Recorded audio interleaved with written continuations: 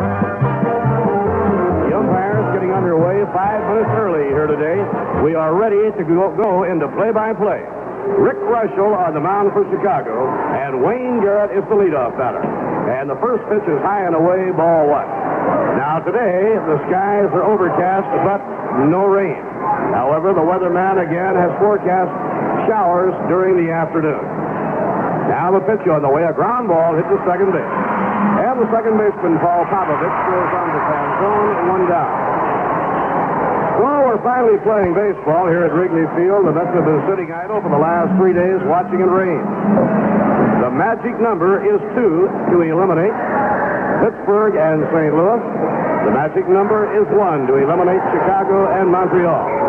If the Mets can win 2 here today, it is all over. They can go home tonight as champions in the East. The temperature is about 59 degrees at game time. Now Felix Millan standing in against Rick Russell. And the breaking ball over, called strike one.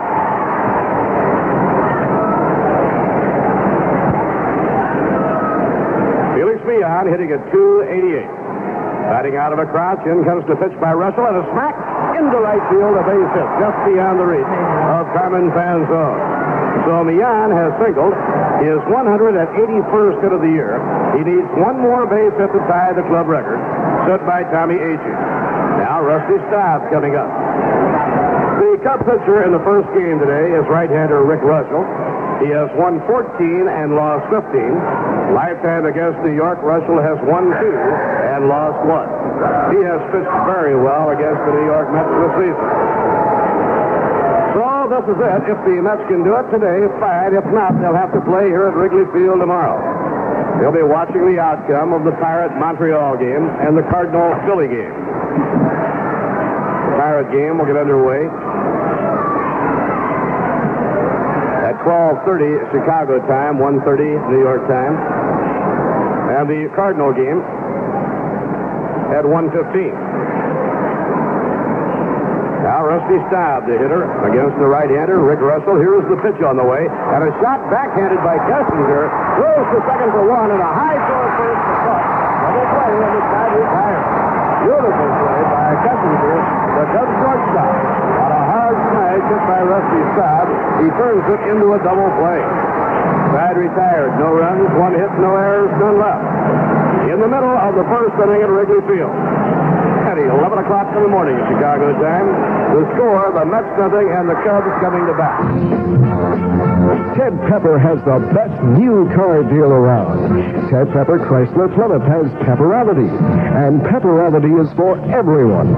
Come up to Ted Pepper's showroom and see his Pepperality lineup of new Plymouths and Chryslers. From economy cars to the ultimate in luxury, Ted Pepper has them all. Pepperality means there is a car for you. Priced for your budget, with your kind of style. And for the best deal around on all year-end clearance prices, come up to Ted Pepper Chrysler Plymouth, Route 9 in Latham. Remember, Pepperality means the best new car deal around. Attention skiers, how would you like to buy $215 skis for $49.88? Well, you can at the Ski Market's second annual $1 Million Ski Sale. $160 1974 Nortalia Pro Boots, only $88.88. $60 Goose Down Parkas priced to sell at $34.88. $50 Marker Bonding priced the Ski Market way at $26.88. Too many bargains to mention. Shop the Ski Market during the $1 Million Sale. Located in Latham, where Route 7 crosses the Northway. Shop Monday through Friday, 10 a.m. to 10 p.m., Saturday till 6 p.m. Use your Bank America card or Master Charge. 14 And Kessinger, the switch-hitting shortstop, leading off for Chicago. For the New York Mets, John Milner at first, Felix Millan at second. Buddy Harrell from the shortstop, Wayne Garrett is playing third. Leon Jones in left field, Dave Sneck in center, Rusty Staub in right. Jerry Grody behind the plate, and on the mound, John Matlack. The last time Matlack worked in this ballpark, he pitched a beautiful ball game, defeating Chicago 2-1. Matlack, 14 and 15 on the year, and the pitch to Kessinger. High and away, ball one. Now, Matlack's concern here today is the fact that he's had too much rest, and fears perhaps that his control will not be what he wants it to be. He has not worked in 8 days. Had a breaking ball low, 2 balls and no strikes. Matlack's last starting assignment was a week ago yesterday. Matlack has been pitching very well. He has won 7 of his last 8. The tall left-hander's fastball is over, a call strike 2-1. Pete Reeser coaching third and Ernie Banks coaching first. Overcast skies, a possibility of rain showers. The temperature at game time, 60 degrees. And a high foul pop going out of play. Milner running over toward the railing, but he will not have a play.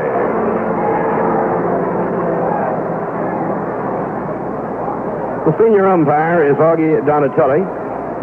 Harry Wendelstedt is umpiring the plate. Nick Colosi at first. Augie Donatelli at second, and Ed Sudol is the umpire at third. The Mets were idled Thursday by the schedule, rained out Friday and Saturday. Now Matlack winding the 2-2 pitch. At a high pop, this will be playable. In foul ground is Milner. He's under it waiting. And he has it. Kessinger retired. And center fielder Rick Mundy coming up, batting at .267. Mundy, the center fielder, is the Cub leader in home runs with 25. And he has 54 runs batted in. The Chicago Cubs must win all 4 to have a chance. It's amazing, but true. But on this, the final day of the regular season, all 5 teams in the Eastern Division race are still alive. The Mets need to win 2 to nail it down. They can do it with 1, providing St. Louis and Pittsburgh lose. Their magic number is 2. The pitch to Mundy, the center fielder, is taken high, ball 1. If the Mets wrap it up today, they'll return to New York tonight. The championship series gets underway next Saturday afternoon in Cincinnati. The 1-0 delivery, swing and a miss, 1 ball and 1 strike. On the year, the Cubs have defeated the Mets 9 games to 5. Billy Williams waiting on deck, and then Ron Santo. The Cubs are not an easy team for a left-hand pitcher. And he tries to bunt and misses. Good fastball by Matlack, 1 ball and 2 strikes. Against left-handers this year, the Cubs have won 30 and lost 24. 6 games over 500. Against right-handers, they are under by 8. They've won 46, lost 58. Matlack getting a sign now from Jerry Grody. The 1-2 delivery. Swing and a miss. He struck him out with a curveball. 2 outs. Nobody on. Billy Williams coming up. So that's the hottest team in the Eastern Division. The month of September, driving down the stretch, Yogi Berra's crew has won 18, lost only 7.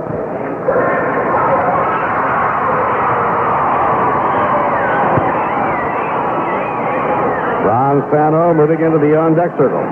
Billy Williams hitting .289, 20 homers, 85 runs batted in. And a swing and a curve and a miss, strike 1. Weather has really been something in Chicago the last 3 days. Raining, not cold, but certainly cool. And the pitch on the way. Low outside, 1 ball and 1 strike. The umpires waited 2.5 hours yesterday. It was still pouring down. They had to give up on it. Wrigley Field does not have lights. That's why they started at 11 in the morning in Chicago today. And a well-hit drive to right center field. It'll be in for a base hit. Davies stuck up with the ball. Williams will be held to a single. Single to right center for Billy Williams. With 2 men away, cleanup batter Ron Santo will be the hitter.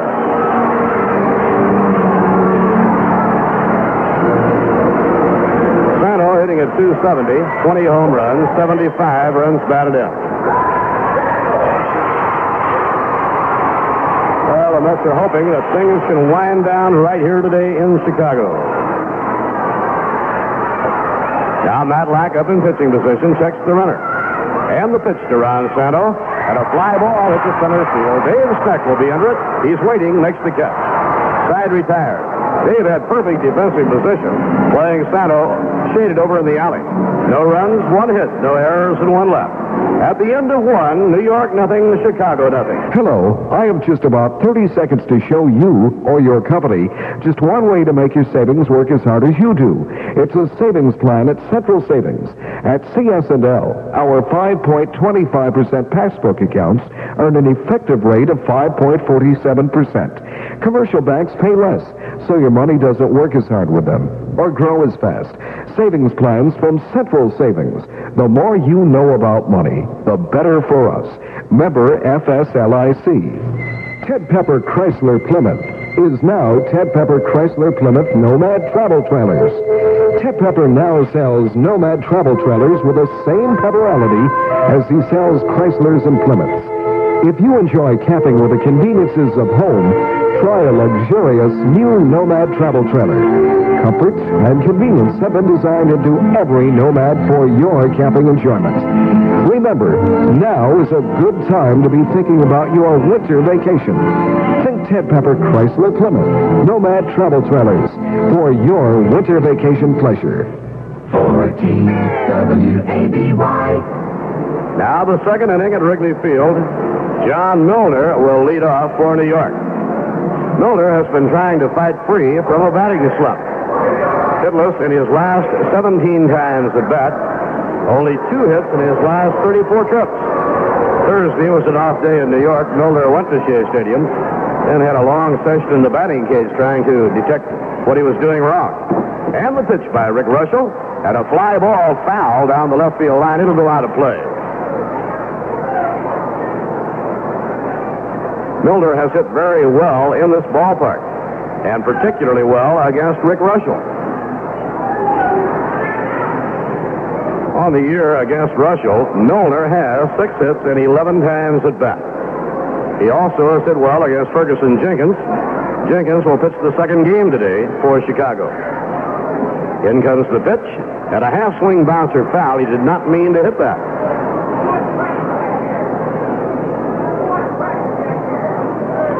Nobody on, nobody out. Second inning, no score, Wrigley Field. First game of a doubleheader.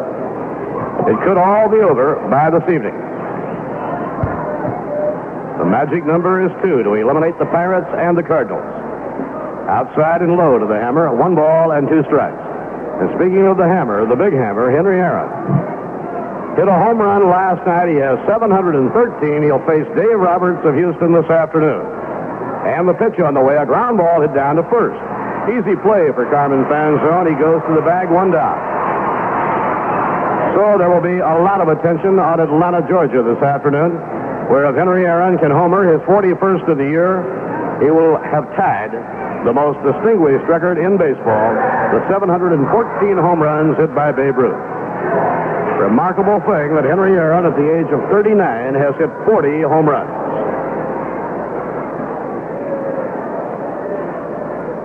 Leon Jones hitting against Rick Russell. Fastball, call, strike 1. And both pitchers are off to a good start. Russell has been pitching well. Relies on sinkers and sliders, keeps the ball down. Fastball out of the strike zone. 1 ball and 1 strike. If Matlack can win this ball game, he will climax a very big uphill climb. One time this year, in early August, August 3rd, Matlack's record was 9-15. Now, if he can win in this ball game, he'll have a 500 record.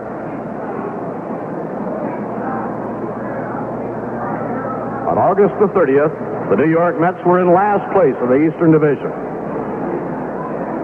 Pitching 1 and 2. Ground ball hammered to the hole at short. Kessinger up with it. And the long throw to Fanzone. Jones is out. 2 down. 2 outs and nobody on. It brings up center fielder Dave Schneck.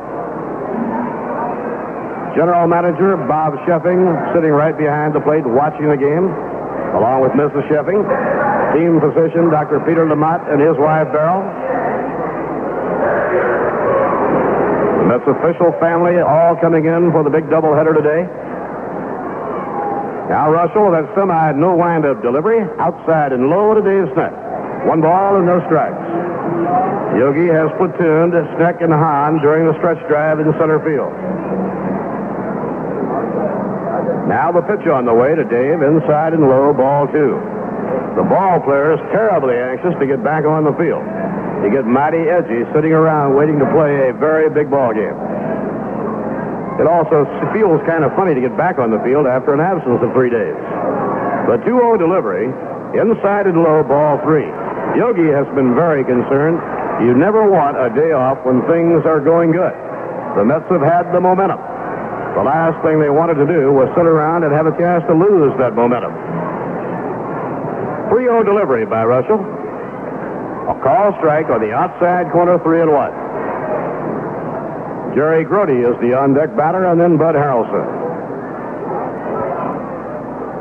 Pitching 3-1. And a base hit through the hole into right field for Dave Sneck.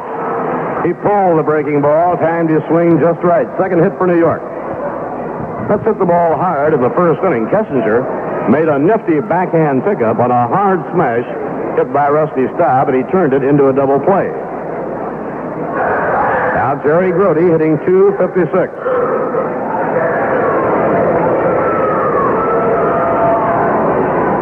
The Mets conceivably can nail down the crown today by winning only one ball game. For that to happen, the Pirates would have to lose, and the Cardinals would have to lose. If the Mets can win 2, it's all over, regardless of what else happens. And Grote takes the breaking ball, strike 1 call. We're going to have a good crowd before the day is over at Wrigley Field, despite the bad weather.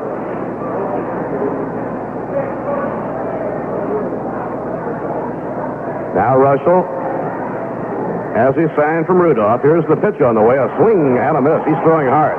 And the count, strike 2. In the second game, Jerry Koosman will pitch against Ferguson Jenkins. And if we have baseball here at Wrigley Field tomorrow, Yogi Berra has Tom Seaver and George Stone. Low outside to Jerry Grote, 1 ball and 2 strikes. It will be a while before the other key games are underway. The games at Pittsburgh and at St. Louis. Now Russell from the stretch. Delivers to Grote. A little bit low on a breaking ball. And the count is even at 2 balls and 2 strikes. The amazing Mike Marshall saved the game for Montreal last night. Actually, it was last night, although it started as a day game. His 91st relief appearance, his 31st save. The 2-2 pitch. And a foul ball, no play against the shin guard of Ken Rudolph, the Cub catcher. Day before yesterday, Marshall went 4 1/3 scoreless relief. Last night, 3 1/3.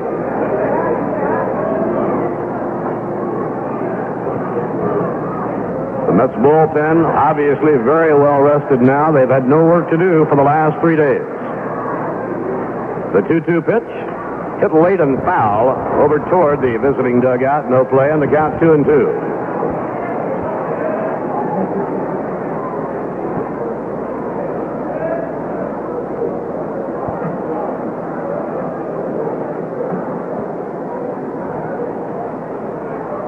Two outs and 1 on, top of the second inning. Russell's pitch on the way, a little bit wide, and the count goes full now on Jerry Grote, 3-2. Dave Sneck, the runner on first, will be moving on the 3-2 delivery by Rick Russell. Breeze freshening up a little bit, blowing in. The runner goes, ground ball hit toward the hole, base hit to left field. Sneck around second is going on to third base, and the Mets have runners at first and third as Grote hammers a single to the left of Santo and into left field.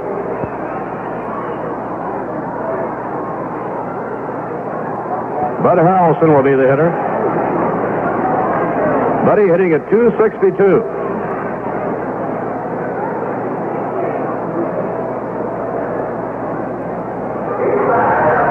The Mets were mired in last place in the Eastern Division while Buddy Harrelson and Jerry Grote were out. Since their return to the lineup, they have made a huge comeback. Now with runners at first and third, 2 down, Harrelson waits. And a high fly hit the left field. Billy Williams moving over toward the line is under it, and he has it. Side retired. No runs, 2 hits, no errors, 2 left on. In the middle of the second, the Mets nothing, the Cubs nothing. just begun to live. Although some people would say thrift is its own reward, we think a little differently. We're Troy Savings. Here you earn the top rate on all accounts. And the reward is the way your money grows. Whether you're just starting out or you're well on your way, now is a good time to begin saving. So much of life ahead. We do more for you than offer savings plans, though, with our convenient hours and Saturday banking and our list of services ranging from property improvement loans to financial counseling. See us. You've got a long way to go. We'd like to help you get there. Troy Savings Bank. Member Federal Deposit Insurance Corporation. 14 WABY.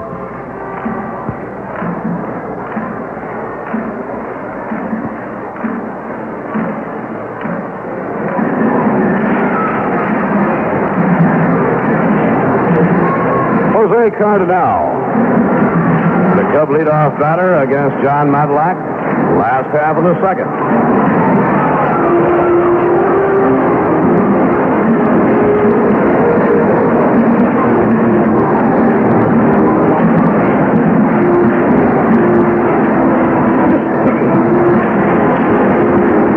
Cardinal, the Cubs' leading hitter, batting at .305 with 11 home runs and 68 runs batted in.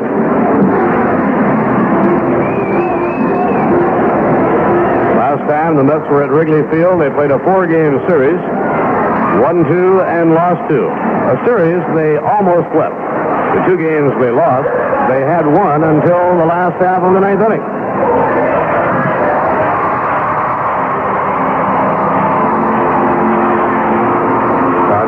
Standing in against Matlack.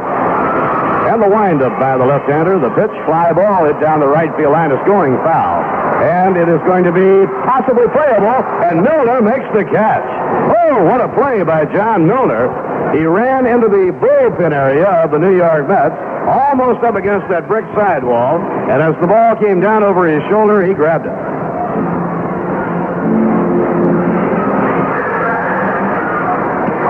One man away, Carmen Fanzone. The first baseman is hitting at .280.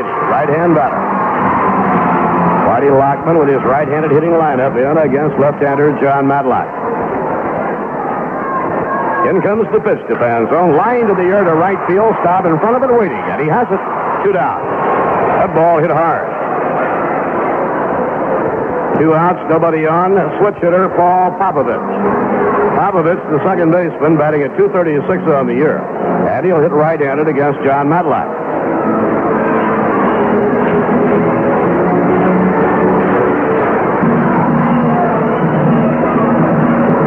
The magic number for both Chicago and Montreal is 1. If they lose one game, they're out of it. But it's remarkable. 5 teams have a chance on this, the last day of the regular season. Whether or not the Pirates play a makeup game tomorrow with San Diego depends on what happens here today. Line drive into left center, a base hit for Popovich. Ball picked up by Cleon Jones, and Popovich is on with a 2-out single. Each team with 2 hits. Billy Williams had a 2-out single in the first. Now Popovich, a 2-out single in the second. And the batter coming up is the catcher, Ken Rudolph. Rudolph on the year, batting at .199.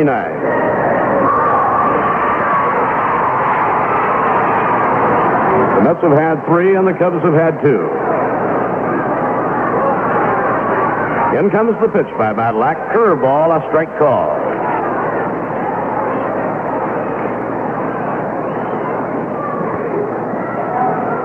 Matlack lifetime against Chicago has won 2 and lost 4. He's lost 2 very hard games to the Cubs this year. Slow ground ball, foul down the third base line, no play.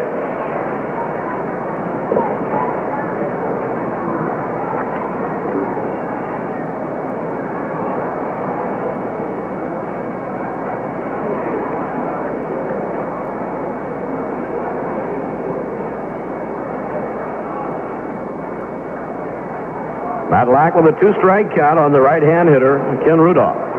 Around comes the arm curve foul. Back up on the screen, no play.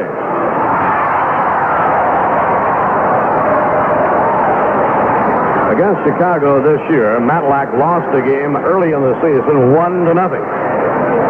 Then on June 25th, he lost the game to Rick Russell, 3-2. On June 30th, right here at Wrigley Field, he beat Bert Hooton by a score of 2-1. So his 3 games against the Cubs this year have been 1-0, 3-2, and 2-1. Now the pitch on the way. Strike 3 called, a fastball on the inside corner.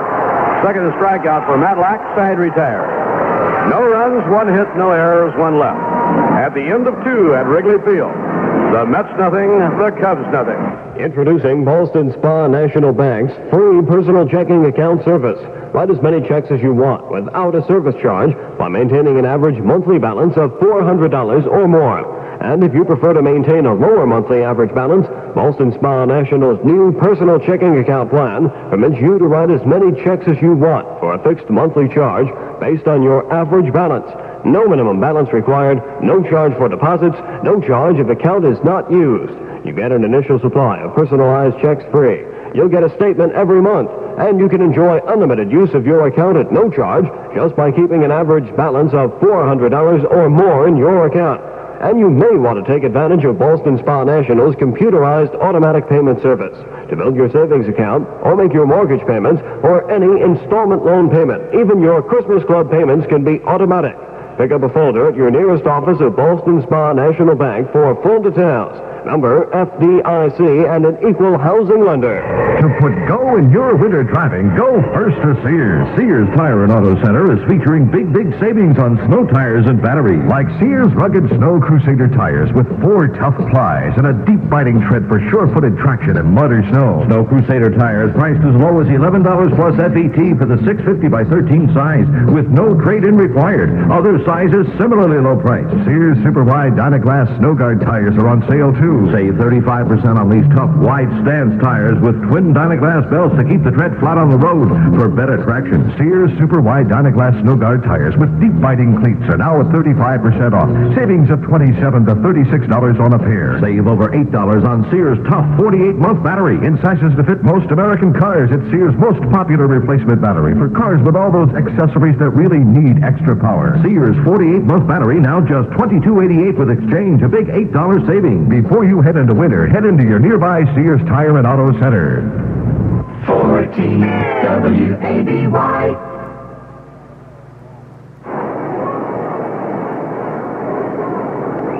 Wind is blowing in from right field off of Lake Michigan. Next pitch, a called strike, and it's 1-1. Fastball back by Russell. Prevailing wind is off Lake Michigan in the early part of the season, also the late part. The summertime, it blows from the south and blows out toward center field. Here's a fastball. It's swung on and missed. It's 1-2. In the month of September, the Mets have won 18 and lost 7. Now getting underway against the Cubs in a rain-delayed series. Infield is still fairly heavy. The outfield, of course, is heavy. It was not covered at all. Pitch back to Matlack. He takes it at the knees and calls strike 3. So Russell gets his first strikeout, 1 away. The batter coming up is Wayne Garrett. Russell has struck out 168 batters in this season. Garrett grounded out to second base his first time up, batting .252 for the year with 16 home runs, 58 runs batted in. And the first pitch to the left-hand batter is looped out over second base, and it's into center field for a base hit. Garrett making the turn at first base and holding there.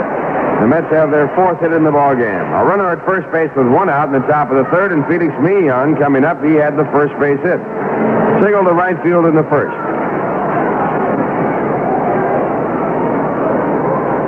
Felix now a base hit away from tying the club record for hits in the season at 182, held by Tommy Agee.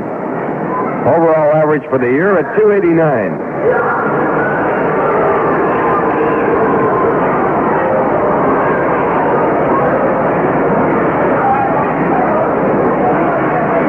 Leon, a right-hand batter. It is a cold, dark day here in Chicago. The runner going. The hit and run is on. The ball is grounded out toward third. Sano makes a fine play as he stops the ball, sliding to his knees to make the play, and then he gets up and throws to first base to get me on. And on the play, Garrett goes to second base. So the Mets have a runner in scoring position with 2 men out, and the batter coming up is Rusty Staub. Good play in the ball by Ron Sano as he rings to his left. Rusty batting for the second time. He was robbed of a base hit his first time up by the shortstop, Don Kessinger. Kessinger took his hard smash and turned it into a double play. Cubs now have 150 double plays for the year, and there's a half swing for a called strike. Actually, it's called a half swing for a strike, and it's strike one. Staub hitting .271.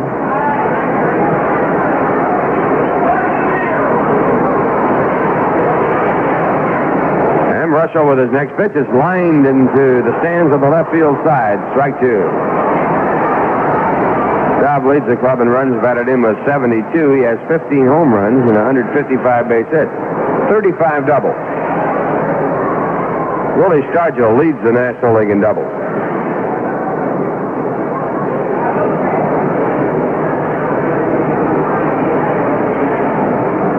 Two-strike count. Russell reading the signs from his catcher.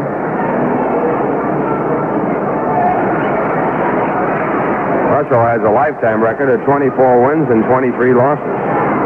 Lifetime against the Mets, he's 2-1. Now he takes too much time, and Staub asks for timeout and gets it. Rusty stepping out of the batter's box, readjusting, getting back in. Here's the pitch. Staub takes the fastball, low and outside, 1-2.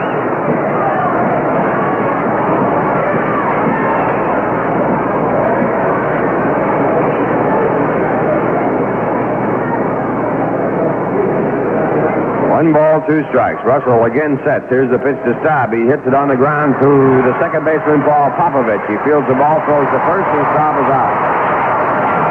No runs, 1 hit. No errors, a man left at second in the score. At the end of 2.5 innings, the Mets nothing, the Cubs nothing. It's a known fact that extreme temperatures, heat or freezing cold, is murder on your car's transmission. Most breakdowns occur at this time. For a free road test and 19-point multi-transmission check, see Ray or Jeff at Amco Transmissions, 1025 Central Avenue in Albany. Transmission fluid should be changed at regular intervals. Transmission troubles? Call Amco, the world's largest transmission chain. Over 500 shops coast to coast. Amco, 1025 Central Avenue, Albany. For free towing, call 459-5505. Everyone knows the new 74s are out. And at Knowles Pontiac, they are on display and ready to be delivered. But what you don't know is how many new 73s we want to deliver by the end of the month. And you don't know what we at Knowles will do to satisfy you on our 73 Le Mans Sport, Luxury Le Mans, Grand Prix, Catalina, and Bonneville. You can save up to $1,200. Get to know us today at Knowles Pontiac. It will be well worth the drive to 6th Avenue in North Troy. Knowles Pontiac. 14 WABY. And for the Cubs, the leadoff batter will be the pitcher, Rick Russell. Russell's been up 71 times. He's had 9 base hits, batting .127, a right-hand batter. John Madlack working for the Mets. John has been reached for 2 singles, both coming with 2 men out. And the first pitch is hit hard down to Garrett, a one-hopper as Wayne moves to his left side to glove it. Throw to first base for the out. Madlack got 2 outs quickly in the second on 2 pitches. Now gets it out here in the third on 1 pitch, and the batter coming up is Don Kessinger. Kessinger fouled out his first time up, batting .261 for the year.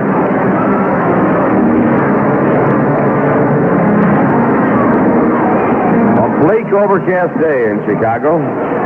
Prediction of rain showers throughout the afternoon.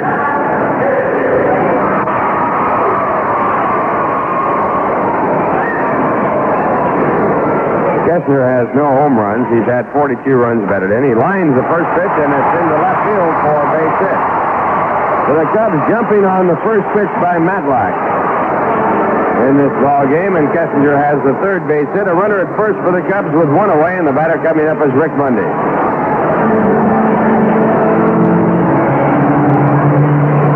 Mundy was struck out his first time up. Matlack got him on a curveball, got him swinging. He's batting .267 for the season. Left-hand batter with 25 home runs and 54 runs batted in.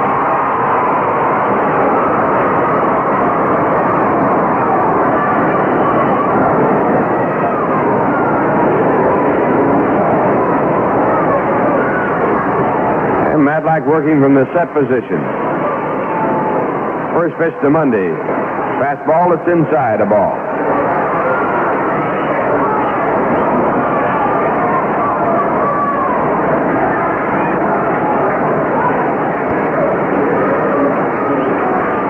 Kessinger leading off at first base. And Matlack chases him back as he throws over to first.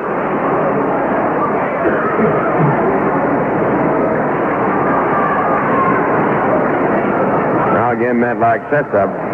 Kessinger with a short lead. Here's the pitch. It is swung on and fouled. In the stands, it's strike one. 1 ball and 1 strike.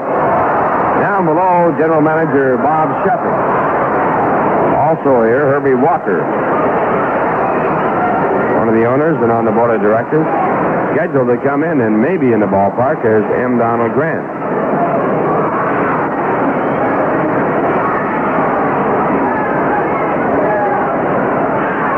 One ball, 1 strike. And again, Matlack throwing to first base, chasing Kessinger back. The Cubs have had 63 stolen bases for the year.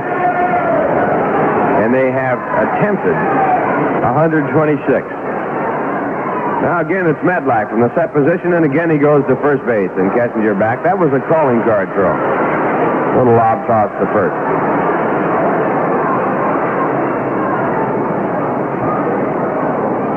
No score. 1 man out, bottom of the third. Again, Matlack to the set position. Kessinger with a big lead. Here's the pitch. It is swung on and fouled straight back. Fastball fouled off. It's 1-2.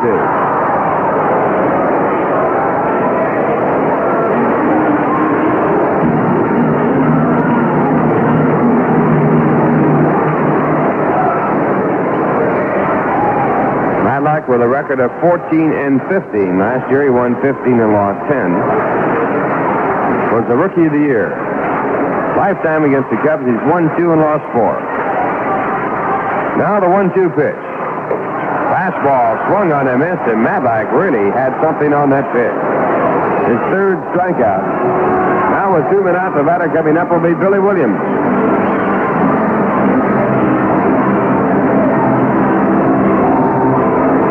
Matlack with 199 strikeouts for the season. He has never struck out 200 in a single year. Seaver leads the National League in strikeouts with 249. Nolan Ryan leads the Major League in strikeouts with 383.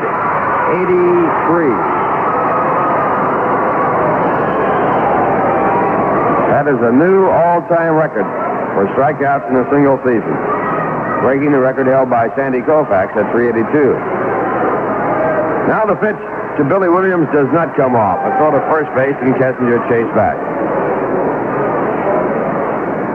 Williams batting .290. Last year he led the National League in hitting .333.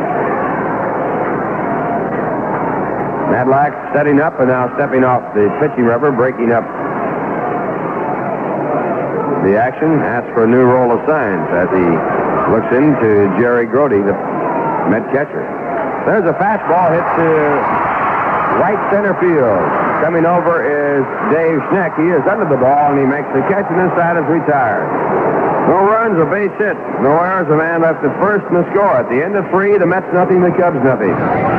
You know, now, during the summer, we all have a tendency to watch what we eat a little more than usual.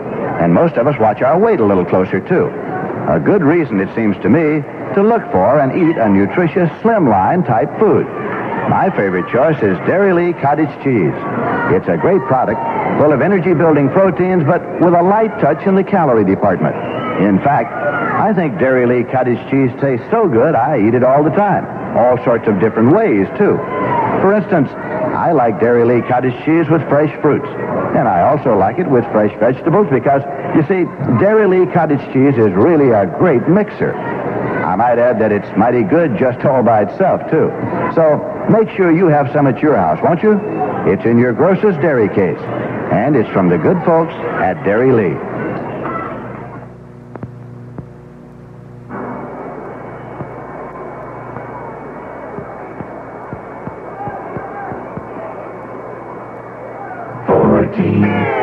WABY.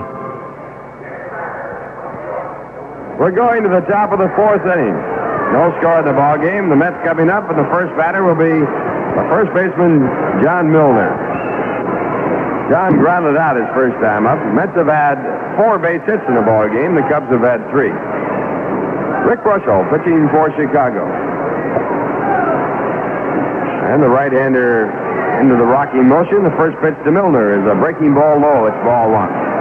John has been in the throes of a horrendous batting slump. He is 0 for 18 and 2 for 35. Batting .240 for the year. He leads the club in home runs with 23. He has 70 runs batted in. And the 1-0 pitch. And it's low, ball 2. Milner, the leading batter against the Cubs this year, and also the leading hitter against Rick Russell. John is batting .500 against the Cubs this season. He has 6 hits and 12 times up. Next pitch is topped out to the mound. 1 hopper. Milner is thrown out by Russell and 1 away. And we'll bring up Cleon Jones. Cleon was out his first time up on a hard ground ball to short. Jones hitting .258. He has 9 home runs, 45 runs batted in.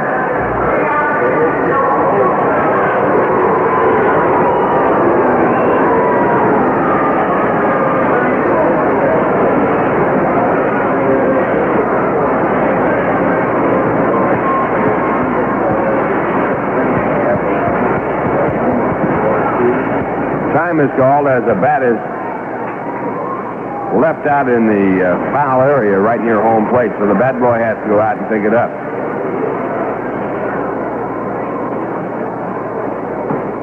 Now the pitch, and the first pitch to Jones is inside a ball.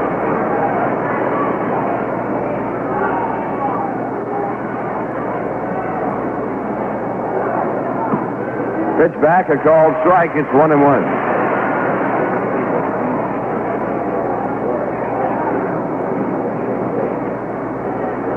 And Russell into the rocking motion. The pitch back to the plate is lined to left field, a hard base hit by Cleon Jones. Cleon makes the turn and holds there as Billy Williams gets the ball back into the infield. The Mets with their 5th base hit, but still a scoreless ball game. And coming up now is Dave Schneck, who had a base hit to right field his first time up.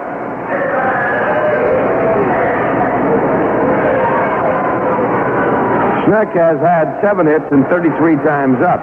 He's batting .212 for the year, a left-hand batter. Now Russell from the set position to throw to first base. Jones back.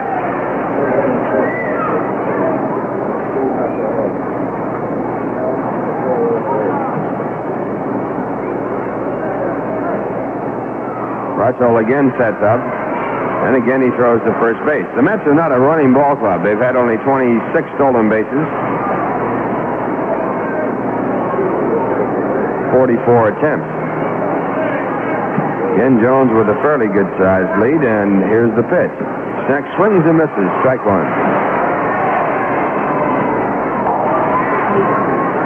The only action going in the major leagues right here in Chicago. We're in the top of the 4th inning, 1 man out. No score in the game. First of 2. Now Russell back, and the pitch is a pitch out, but nothing on. It's 1 ball and 1 strike. Second ball game, Jerry Koosman is scheduled to pitch against Ferguson Jenkins. 1 ball, 1 strike. And the next pitch to Schneck outside. It's 2-1.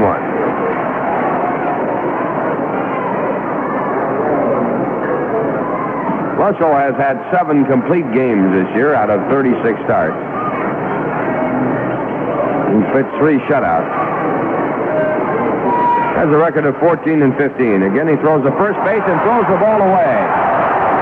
Jones on down to second base and holding there as the second baseman Paul Popovich comes up with the ball out in fair territory by the foul line. So an error charge to the pitcher, Rick Russell. And the Mets have a runner in scoring position with one man out.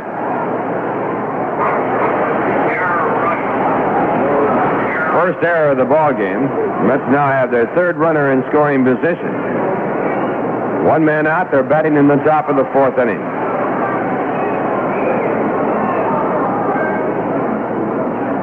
Sometimes wonder about situations where a pitcher will worry about a runner at first base, which gets him into deep trouble. Now the pitch to the plate is fouled off. It's 2 balls and 2 strikes.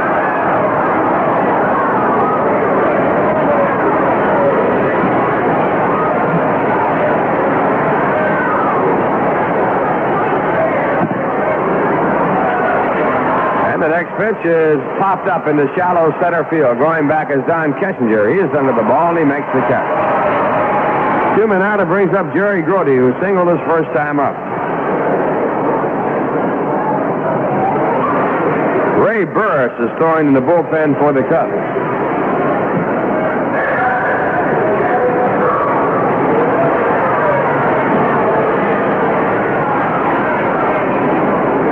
Jerry Grote on a 3-2 pitch singled to left field in the second inning.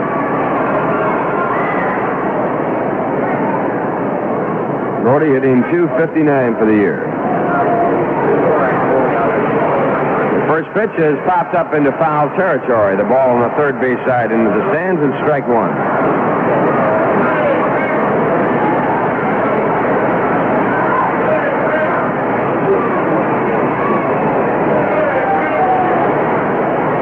In his last 8 times up has had 4 base hits. Batted over 300 in his last 6 or 7 weeks.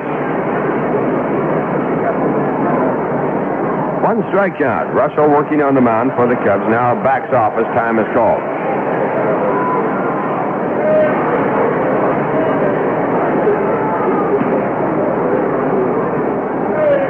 Grote stepping out of the batter's box is now back in.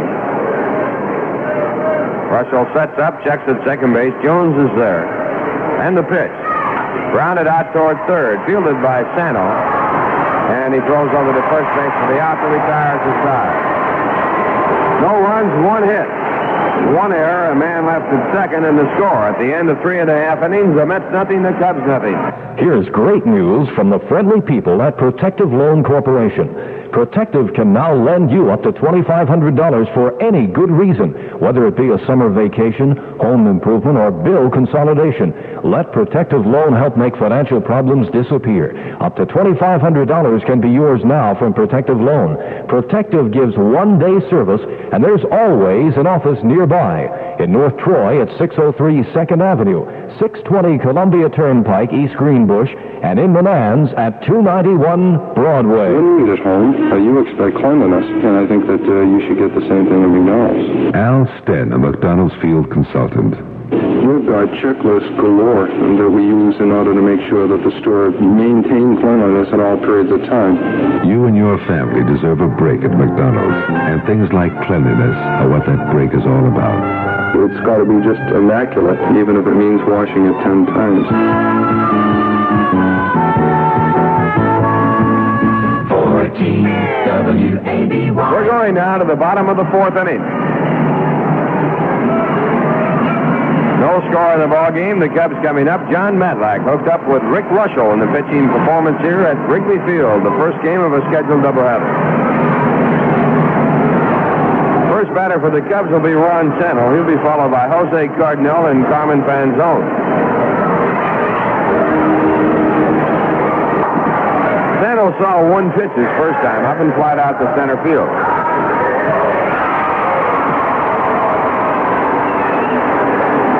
Santo hitting .269 for the year. 20 home runs, 75 runs batted in. And the first pitch by Matlack, a curveball that's low and inside, off the glove of Jerry Grote. It's ball 1. Cubs have drawn 1,382,360 here at Wrigley Field this year, not counting the crowd here today. in the first week of July. They had a record of 49 wins and 35 losses. Since then, they have won 27, lost 47, 20 games under 500. Here's a fastball swung on a miss. It's 1-1.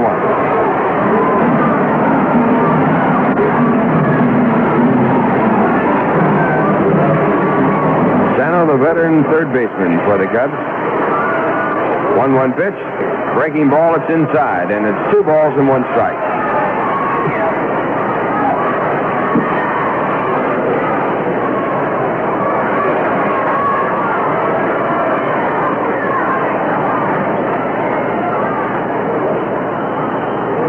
And at 2-1. Matlack's next pitch is a fastball high and outside. 3 balls and 1 strike.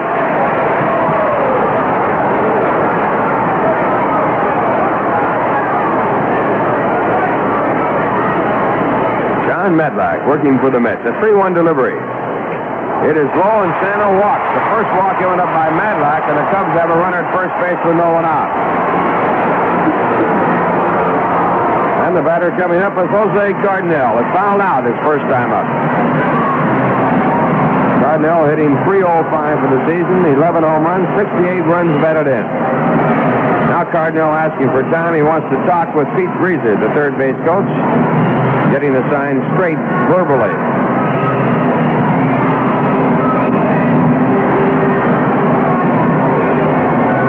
The Cubs have to win this ball game to stay alive. Interesting to see how they play. Well, they sacrifice in this ballpark. It is a hitter's ballpark, although it's a very bleak day with the wind blowing in. Wayne Garrett, the third baseman for the Mets, is expecting a sacrifice. Now, Cardinal squares around and takes the pitch outside a ball. He also was in bunting position, but as the pitch was delivered, he took the bat back into hitting position as though he might be hitting. Made an early square around and then moved back into hitting position. Again, Matlack sets up. Here's the pitch, and Cardinal is not in bunting position. He takes outside. It's ball 2. 2-0, and Brody calls for time. He wants to talk with his pitcher. Again, Pete Breezer coming up the line to talk with Jose Cardinal.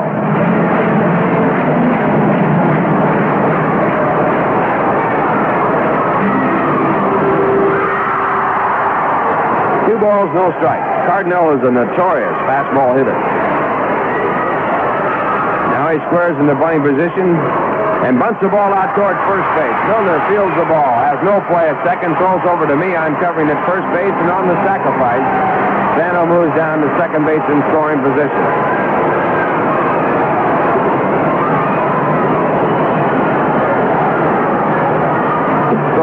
The 2-0 pitch, a sacrifice, so you'd have to assume on the 1 ball, no strike pitch, when Sano was in hitting position, he missed the sign.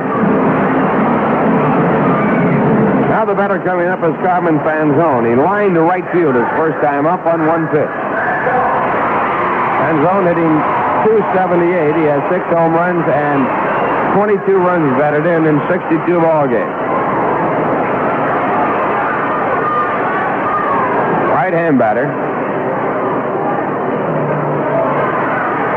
And Matlack with his first pitch. Breaking ball that's low and inside a ball. Cubs for the first time with a runner in scoring position. The Mets have had 3. 1 ball, no strikes. Matlack again back to the plate. Again a curveball, it's fouled. Bouncing the ball into the Cub dugout on the third base side.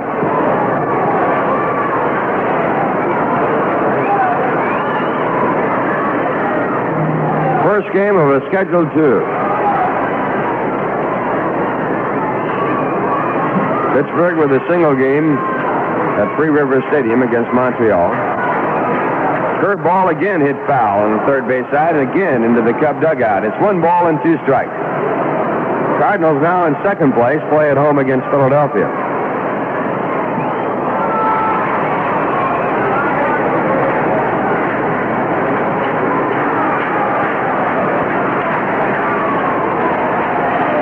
One ball, 2 strikes.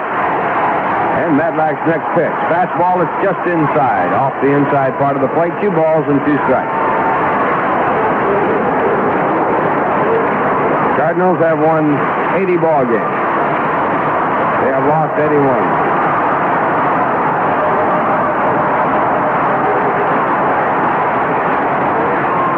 And the next pitch, a fastball pops up in foul territory. Grote with a play. And Gary entered the ball, having some trouble, now moving over and making the catch about a step away from the front of the box seat section, and it's 2 men away. Wrigley Field is, as you would suspect, a very difficult ballpark as far as the wind is concerned. Chicago, the windy city, and the ballpark is located about 5 blocks away from Lake Michigan, so you have constant wind variation here in Wrigley Field. Now the batter coming up is Paul Popovich. He singled to left field on one pitch his first time up. Popovich, a switch hitter, batting right-handed against Matlack, hitting .239. First pitch, a curveball. It's high, it's ball one. Popovich got a base hit after the first 2 men ahead of him made out on one pitch. According to the book, you take the pitch, and Popovich hit the first pitch as he jumped on a fastball. Single to left field. Matlack's curveball is swung on and grounded foul. It's 1 ball and 1 strike.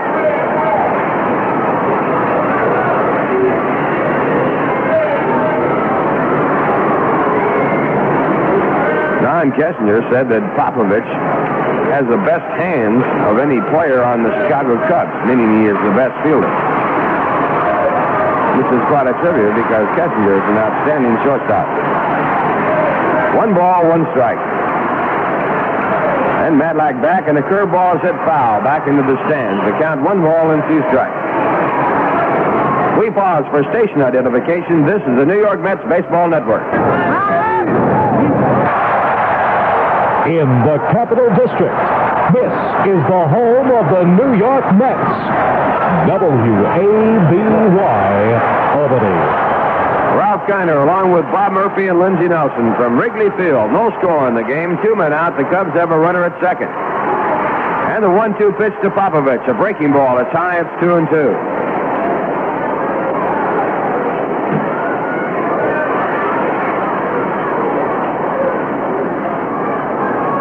Matlack has not worked since last Saturday. Now the left-hander sets up. And his 2-2 delivery. Breaking ball hit in the air to right field. Staub is there.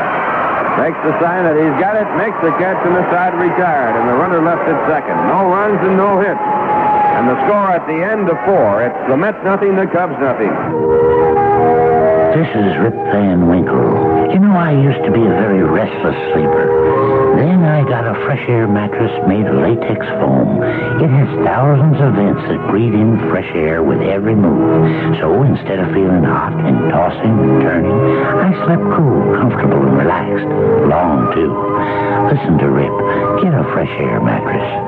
Yes, the Fresh Air mattress, made by Troy Mattress Company, is designed to give you a good night's sleep and sold factory direct to give you a good buy on your new bed. Genuine B.F. Goodrich real latex foam rubber, luxuriously quilted in a beautiful cover fabric. Matching box spring designed especially as the companion foundation. Twin size set only $170. $10 more for the full-size 2-piece set. Comparable savings on super sizes. Available at all 4 Troy Mattress Company sleep shops in the Capital District. 14 WABY.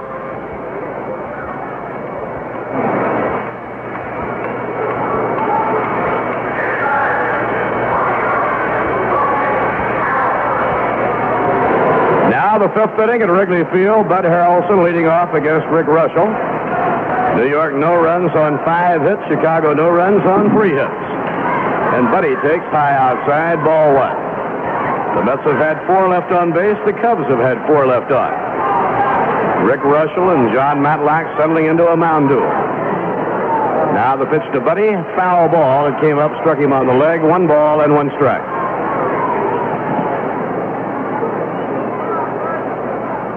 Rick Wise will probably be the Cardinal pitcher. Cardinal pitching staff has allowed only 1 run over the last 4 ball games. Bob Gibson made a remarkable comeback yesterday. He underwent surgery just 8 weeks ago. In comes the 1-1 delivery to Buddy Harrelson, and it's high. 2 balls and a strike. Gibson beat Carlton yesterday and gave Carlton his 20th loss of the season.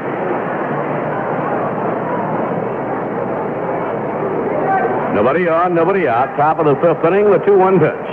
And a ground ball toward the hole, base hit, going into right field. And Buddy Harrelson opens the 5th inning with a single. Now Matlack will be coming up, and the Cubs will set up to play for the sacrifice. John was struck out his first time at bat.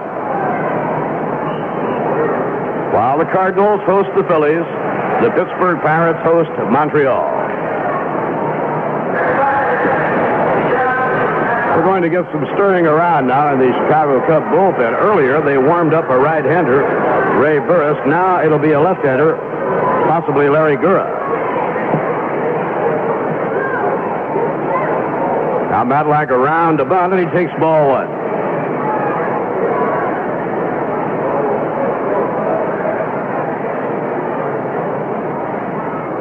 In close at third is Sano looking for the bunt. Here's the pitch on the way. Bunted, and it's a foul ball. The count evens at 1 ball and a strike. It's going to be Mike Paul, a left-hander, warming up in the Chicago bullpen. Wayne Garrett on deck, and then Felix Millan. No score, top of the 5th inning. Sano in very close at third. Van Zone holding against Bud Harrelson. And the pitch by Russell. Bunted, and it's a fair ball. Good bunt out in front of the plate. Sano up with it, plays to first in time for the out. So Matlack does the job trying to build a run. He bunts Buddy Harrelson to second base.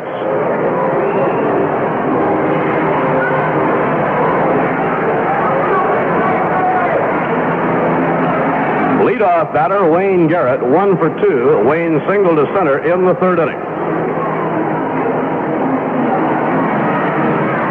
The Mets have had a runner in scoring position in each of the last 4 innings.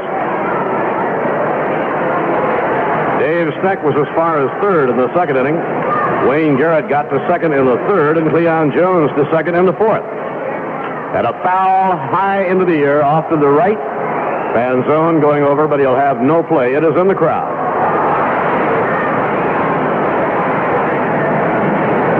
The skies are overcast. The weatherman says it could rain again this afternoon.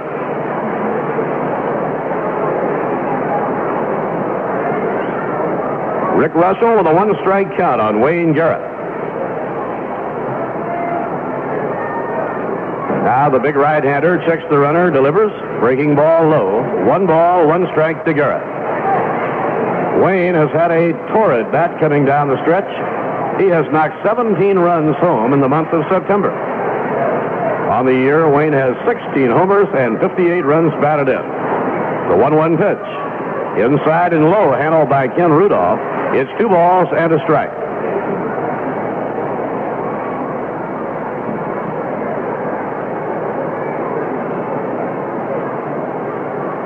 The managers will move quickly in today's ball game. The 2-1 pitch, low outside, ball free, 3-1 on Wayne Garrett. Millan, who already has picked up a hit in the ball game, waiting on deck. Felix needs 1 more to tie the club record. Now Russell from the stretch position delivers 3-1. Swing and a miss. It's 3-2.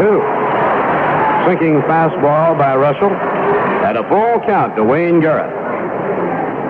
Crowd still coming in here at Wrigley Field. We're going to have a pretty good turnout before the day is over. Eddie Yost coaching at 3rd. Roy McMillan at 1st. Here's the pitch. In the dirt, ball 4. Garrett draws a walk. Now Millan comes up with 2 men on and 1 out. The first walk by Rick Russell. He threw a breaking ball on 3-2, and the curve was in the dirt. Felix Millan singled to right in the 1st inning and bounced to 3rd on a hit-and-run play in the 3rd inning. Rusty Staub comes out on deck. Rusty is 0 for 2, but he had a hit taken away from him on a super fielding play by Don Kessinger in the first inning. The game is scoreless as Beyond stands in. Now Russell steps up.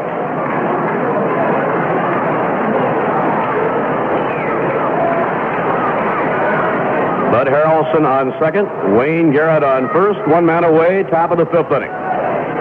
And the pitch on the way, ground ball hit foul down the third base line, no play.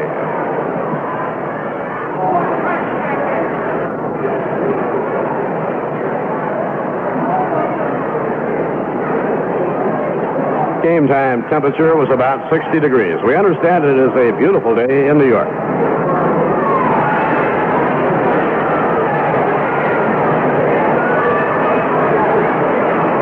Beyond cocks the bat and the pitch to him, a foul ball against his right leg. And Russell works with a two-strike advantage to Felix Beyond. Felix has fanned only 22 times all season long. In the Cub bullpen, the left-hander Mike Paul continues to work. The Mets have had a base runner at each inning of the game, at least one.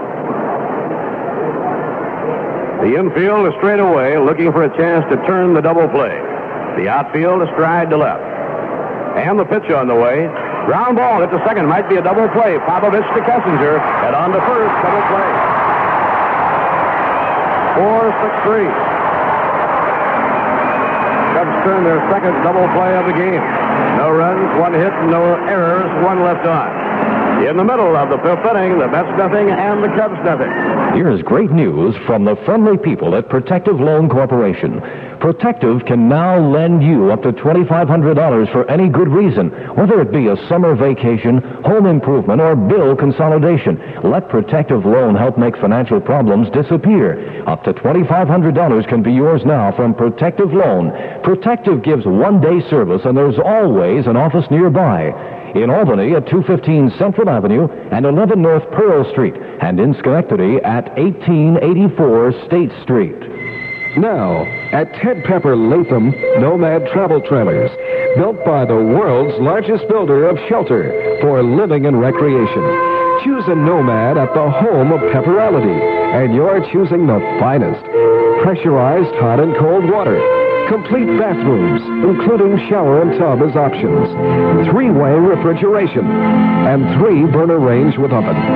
Comfortable sleeping for 6, too, in a Nomad travel trailer. You'll see what you like and like what you see in a Nomad travel trailer at Ted Pepper Chrysler Plymouth, Route 9, Latham. 14 WABY. Ken Rudolph will lead off against John Matlack. He's the number 8 hitter in the Cub batting order. Then Rick Russell and Don Kessinger.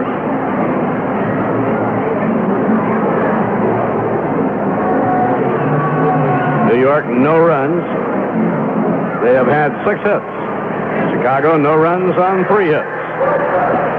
Cubs have turned 2 double plays in the first 5 innings to help out Rick Russell. Turned 1 in the first and again in the 5th. Now Matlack winds and delivers. Curve in the dirt, ball 1.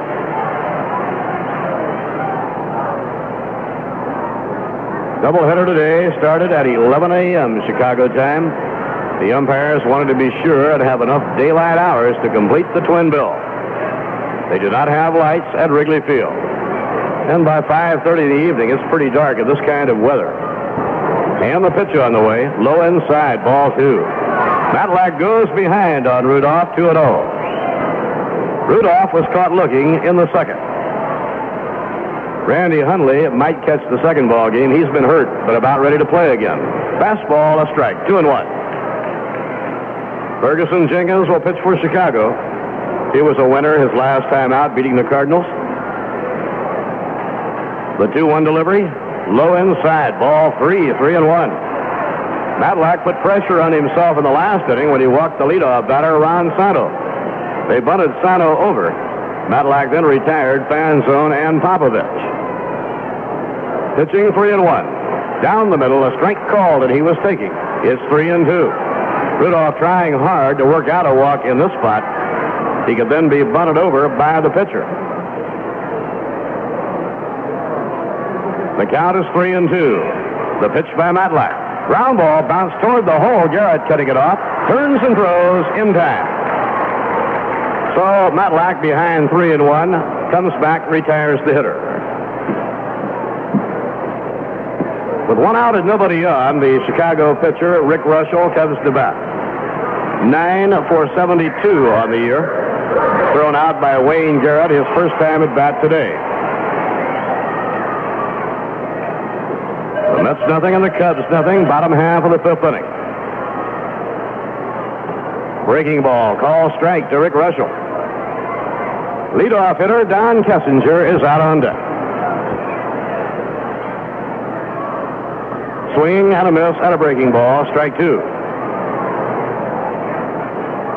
Matlack's control has been good. He was concerned about it. He had not worked in 8 days. Here's the pitch on the way. Breaking ball just inside. 1 ball and 2 strikes. 3 curves in a row thrown by Matlack to the opposing pitcher, Rick Russell. If the Mets can wrap it up today, they'll be flying home to New York tonight. The 1-2 pitch. Just got a piece of it. A foul ball. No play. It skids on the ground. Straight back. Pete Reeser coaching third and Ernie Banks first for the Chicago Cubs. The last day of the season, 5 teams still alive in the Eastern Division. Swing and a miss at a curve in the dirt. Strike 3. Ball handled by Grody, who immediately slaps the tag on Russell. For Matlack, his 4th strikeout. So 2 outs and nobody on in the Cub 5th inning, and leadoff batter Don Kessinger will be hitting. Kessinger killing some time, letting Russell get back to the dugout. Kessinger has fouled out to John Milner and singled to left field. The veteran shortstop batting at .262.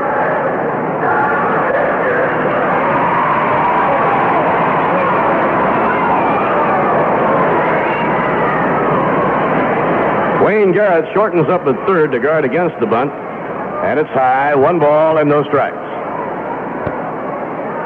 The on-deck hitter, the center fielder, Rick Mundy.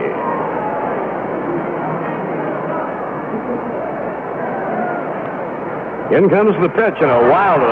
Oh, that got away from Matlack. Way over the head of Grody, all the way to the backstop. 2 balls and no strikes.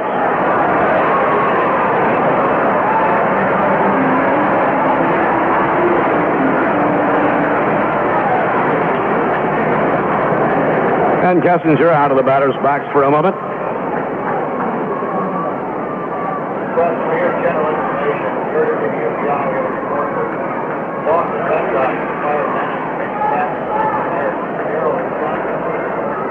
Now the pitch on the way, high outside, ball 3. Members of the press box have just been advised that the Boston Red Sox have fired their manager, Eddie Casco, and hired a new manager, Darrell Johnson. Inside, ball 4. Matlack walks Kessinger on 4 pitches. And that's the second walk by John Matlack. Darrell Johnson has been managing in the Red Sox farm system for a number of years. Buddy Harrelson takes time and comes in from his shortstop spot to the mound to talk with Matlack. Matlack issuing a 2-out walk to Don Kessinger. And it brings up Mundy, the center fielder who bats left-handed. He has batted twice been struck out by Matlack. Mundy, you must be cautious with. He does have good power and leads the Cub club in home runs with 25. Billy Williams and Ron Santo have each at 20. Matlack working from the stretch. Here's the pitch on the way. Curve outside. 1 ball and no strikes. Last half of the 5th inning and no score.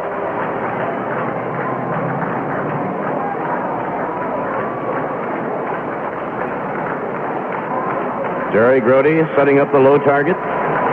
There goes the runner. The pitch low outside. The peg by Grody. The slide safe. Kessinger still second. Stolen base for Don Kessinger. So now he is in scoring position. Pitcher's out of the strike zone, and the count 2 balls and no strikes.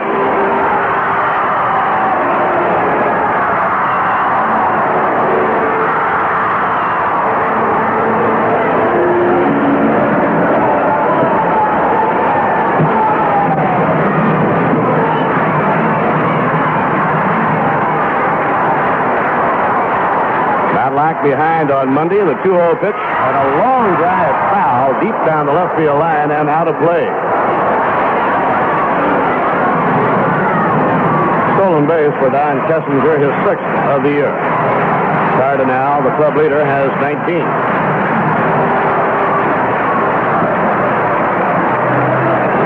Matlack with a count of 2-1 on center fielder Rick Mundy. Kick of the leg, around comes the arm, swing and a foul coming back on the screen. It's 2 balls and 2 strikes. Second straight inning, the Cubs have had a man in scoring position. They had Santo on second base in the last inning. And that's 4 innings in a row have had a runner in scoring position. So far, neither team has cashed an opportunity in. Matlack with a 2-2 count on Rick Mundy. And the pitch on the way, fouled up on the screen. Count stays 2-2.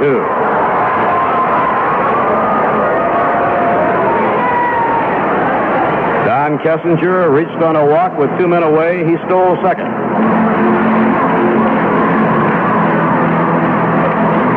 Grody's throw was right on the money, simply not in time. Mundy cocks the bat. The 2-2 pitch, curve fouled off. He barely hit it off the end of the bat. And the count remains at 2-2. Kneeling in the on-deck center, the on-deck circle, Billy Williams.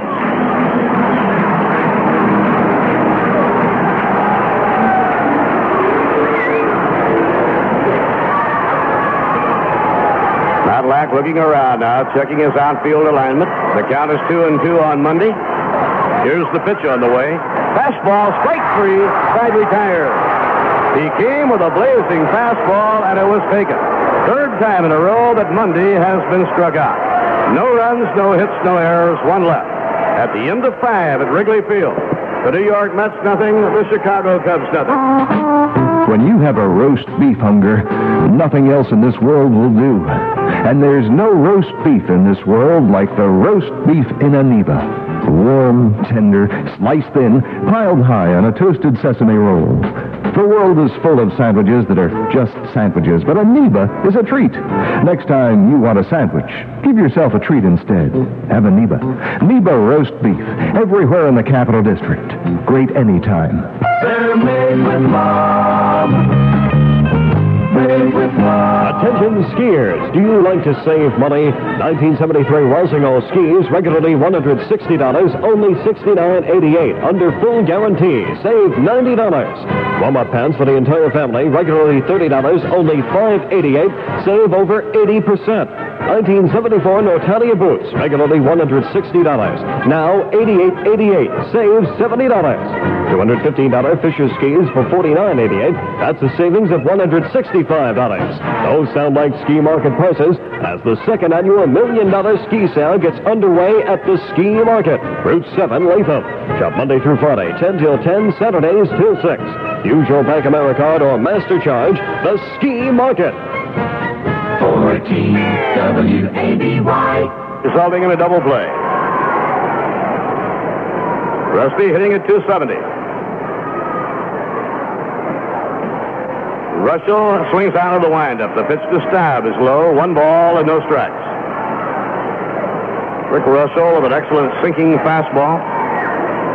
Big right-hander does a good job of keeping the ball down. And the pitch on the way, low outside, ball 2. 2 balls and no strikes.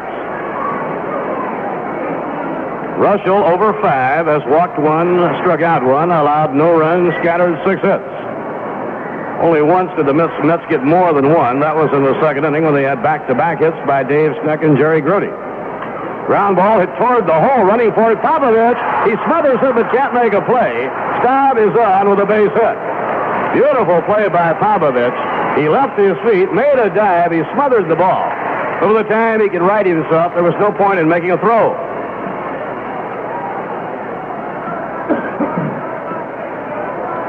Now John Milner will be coming up. And let's see how Yogi plays it. Milner has been in a very bad batting slump. John at the moment is 0 for 19, 2 for his last 36.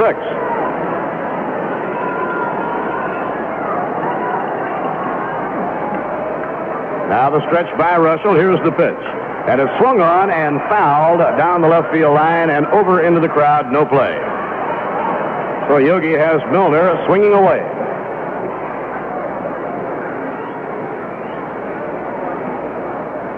In the Cub bullpen, right-hander Bob Locker. He has been the Cubs' top relief pitcher. Starts warming up. Low inside to the hammer. 1 ball and 1 strike.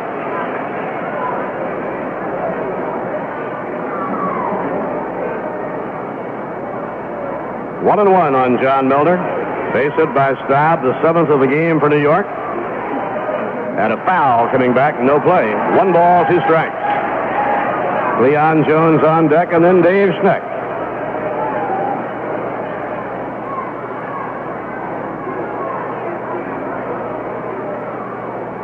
Cubs have turned 2 double plays behind Rick Russell. They're set up looking for another at the moment. And the pitch on the way. Ground ball to short. Might be a double play. Kessinger to Popovich. And now to first. Too late. Milner beat it with his speed. And now Milner hurries to get back to first base because he had made a move in the wrong way. Almost a 3rd double play. Milner hitting a hard grounder right at Kessinger. Milner has excellent speed. That's the only reason they didn't make 2.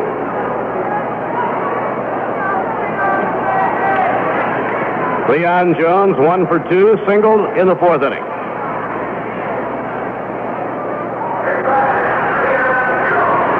Cubs are getting their hits off Rick Russell, but so far they haven't been able to string those hits together. Now the pitch to Cleon, fouled upstairs, no play. Cub outfield swings around to left against Cleon Jones. Cleon has 11 RBIs in his last 7 ball games. Batting at .261, 45 RBIs total now.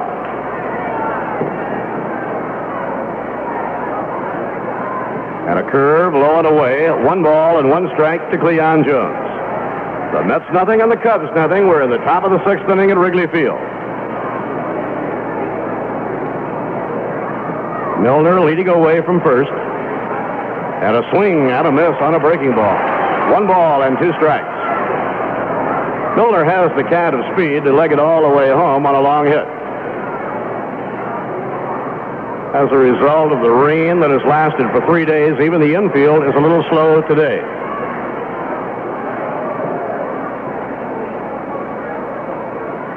Now Russell checks his runner. And the pitch to Cleon, bounced foul, no play. The ball was hit a 2nd time on the backlash.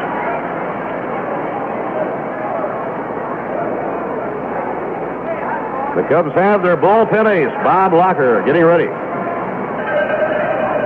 Locker has won 9 in relief this year, and he has 18 saves. Cubs traded Billy North to Oakland to get Bob Locker. Billy North had quite a year for the Oakland A's. Too high, and the count is 2-2. He could never break into the set Cub outfield. Given a chance to play at Oakland, he swiped some 53 bases. It's 2-2 on Cleon Jones. 1 out and 1 on. In comes the pitch. Ground ball hammered to shortstop. Kessinger to Popovich for 1. And on to first. Double play. In 6 innings, the Cubs have turned 3 double plays. No runs, 1 hit, no errors, and none left. In the middle of the 6th inning, the Mets nothing, the Cubs nothing. Mr. Jim Ryan of Ryan's Car Wash in Dubuque, Iowa, has just traded his Mercury. Not for another Mercury, but for a 1973 Subaru 4-door sedan. As Mr. Ryan told us, in my business, I talk to people who own every kind of car there is. And every time a Subaru came in, its owner was so enthusiastic about the car, I just couldn't believe it. We tried every other small car, but the front-wheel drive handling on the Subaru was by far the best. Besides, I'm 6'3". I simply don't fit into a lot of other economy cars. But the Subaru gives me plenty of room. We tested a Subaru. One weekend we had an ice storm. Right then and there we decided Subaru was for us. Best small car I've ever driven. every day more people trade for a Subaru with a quadrizontal engine. Test drive one yourself and see why. Your new Subaru dealer in Capital Land is Fred Carl's New Salem Garage. That's right, the area's oldest and largest Saab dealer now stocks a complete line of Subaru to give you a better selection of quality economy cars. Fred Carl's New Salem Garage, Route 85, New Salem. 14 WABY.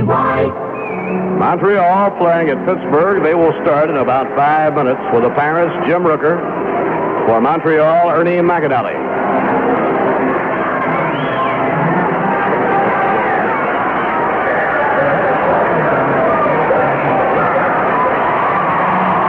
Montreal and Chicago, neither team can afford to lose and stay alive. The magic number for those two clubs is 1. Billy Williams up against John Matlack. Breaking ball, call, strike 1. Billy Williams singled to right center in the first and flied to center in the third, 1 for 2. Batting at .290 on the year. Last year, the batting champion. Swing and a miss at a curveball. Pete Rose of Cincinnati has nailed down the batting crown this year. His third batting crown. Waiting on deck, Ron Santo and then Jose Cardinal. 3, 4, and 5, the noisemakers in the Cub batting order. 2-strike delivery. Ground ball hit foul, no play, toward the New York dugout.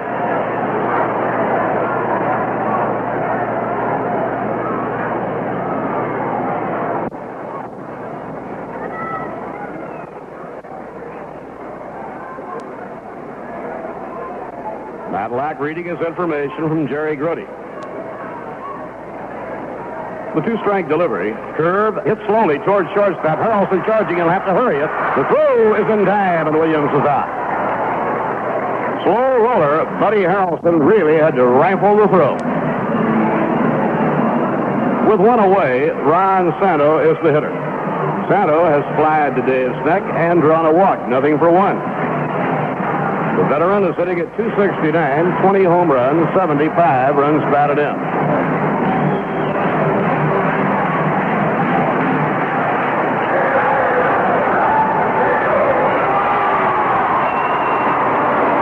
Cub pitcher Rick Russell throws a real good sinker. As a result, he does make the batters hit the ball on the ground, which gives his infield a chance to turn those double plays. Breaking ball low, 1 ball, no strikes.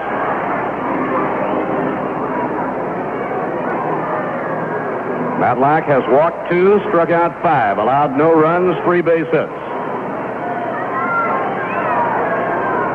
And a breaking ball, swung and missed. 1 ball, 1 strike to Santo.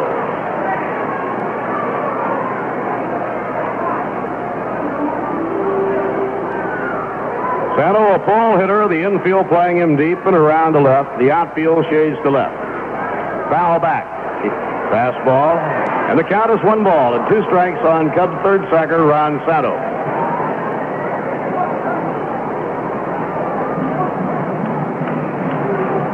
Umpire Ed Sudoff from his position at third, holding up play for a moment, something he has detected. And that something is a couple of towels or whatever on the railing he wants removed.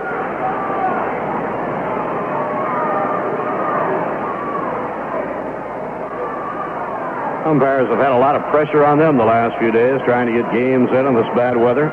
The 1-2 pitch to Santos, strike 3, fastball on the inside corner. Number 6 for John Matlack. Matlack has become the second pitcher in Mets history to go over 200 strikeouts. Tom Seaver has gone over 200 6 years in a row. Last year, as a rookie, Matlack had 169. Now he's gone over 200. Jose Cardinal, the batter.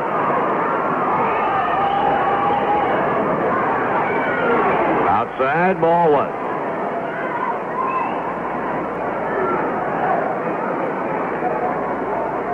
Matlack is 4th in the National League in strikeouts. The only people ahead of him are Tom Seaver, Steve Carlton, and Don Sutton. Missed the inside corner to Cardinal. 2 balls and no strikes. Cardinal leading the Chicago Cub attack, batting at .305. In the game today, he has fouled out and sacrificed, nothing for 1.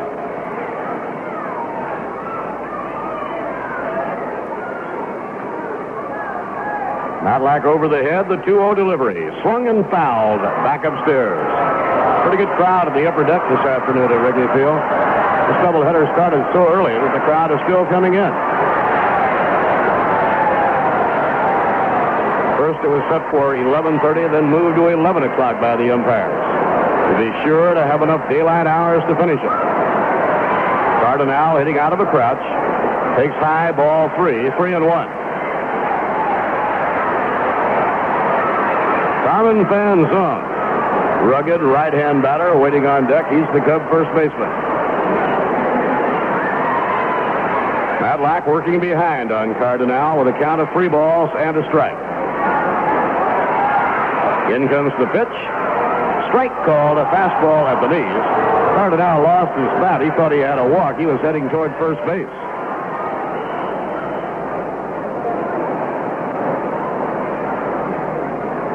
So the count is full at 3-2 on Cardinal with 2 outs and nobody on. The ball game scoreless in the last of the 6th inning.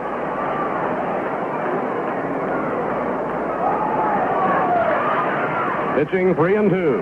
Ground ball hit slowly. It will go foul. No play down the third base line.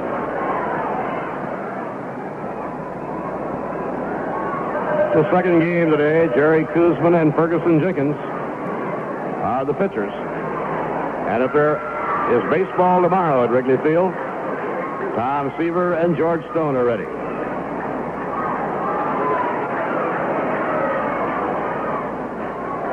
Pitching 3-2. Ground ball bounced to second base. Felix Millan is up with it. And he throws to Milner for the third out. And Matlack goes through the middle of the Cub batting order 1-2-3. At the end of 6 innings, the New York Mets nothing, the Chicago Cubs nothing. We've only just begun to live.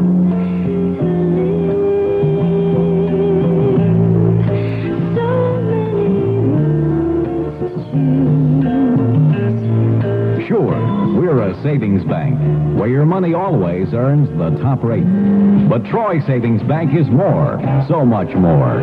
We're a place for mortgages and traveler's checks, financial advice or student loans, 10-cent money orders and property improvement loans, and, well, a whole number of things, like our Family Guide to Financial Security booklet. Stop by or call for your free copy. Savings is where we start, but we keep helping you as you grow any way we can. You've got a long way to go. We'd like to help you get there. Troy Savings Bank. Member Federal Deposit Insurance Corporation. 14 WABY.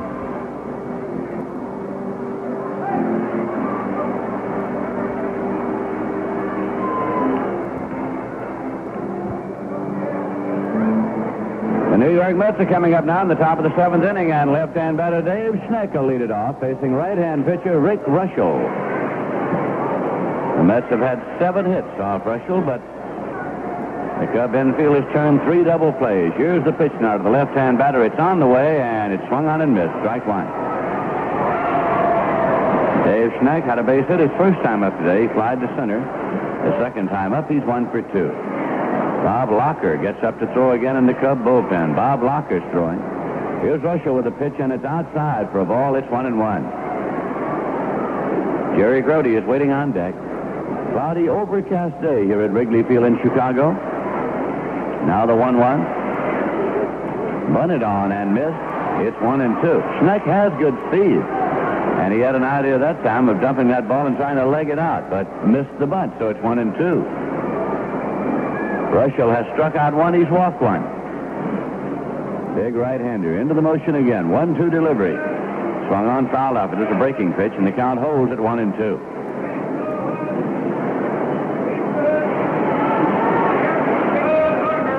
Schneck moves back into the batter's box now as Rushell kicks at the rubber one time and looks into his catcher, Ken Rudolph, to get a sign. Starts into the motion. Here is a 1-2 pitch. Curveball, and it's popped up, foul out of play, back off the screen. So the count continues. 1 ball and 2 strikes. General Manager Bob Sheffing of the New York Mets, seated in a lower field box behind home plate. Bob Sheffing came to the major leagues as a manager with the Chicago Cubs. He played with the Chicago Cubs during his active playing days as a major league catcher. Here's a 1-2 pitch. Swung on and hit in the air to left field. Billy Williams goes back, and he's there, and he makes the catch. A line drive to the opposite field off the bat of Davy Schneck, and caught by Williams as he retreated back in the direction of the well in left field. One away, and Jerry Grody's coming up. Grody had a base hit his first time up. He hit 1 for 2. There is no score in this game. The Mets are batting in the top of the 7th inning. Outfield defense pulls around toward left now. Playing Grody to pull the ball. Russell looks for his sign, has it now, goes into the motion. Here's the pitch. Hit on the ground, foul back of third to the Cub dugout. It's out of play. Strike 1 to Jerry Grody, the number 7 man in the Met batting order.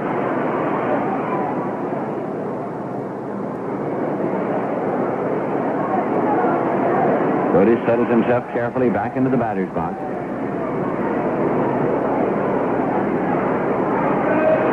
Russell with the strike 1 pitch.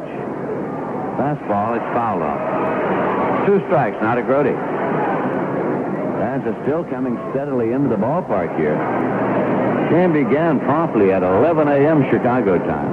So I suppose people are coming to the park as they wake up on this Sunday morning in Chicago. New York Mets bus left their Loop Hotel at 9 a.m. this morning.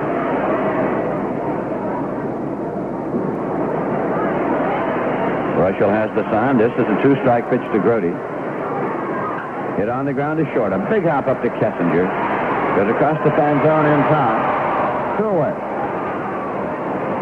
Now Bud Harrelson. He's 1 for 2. He had a leadoff base hit in the 5th inning.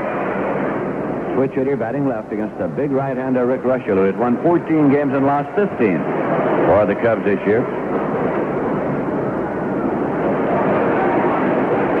Rick Mundy and center shades way around toward left now against Harrelson as they figure he'll be slapping the ball.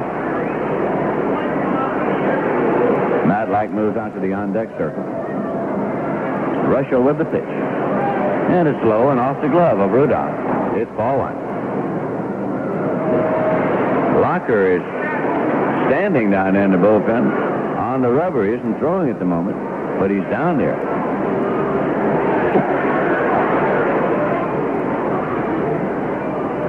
Here's Russell again into the motion. And the pitch is in there for a called strike. It's 1-1.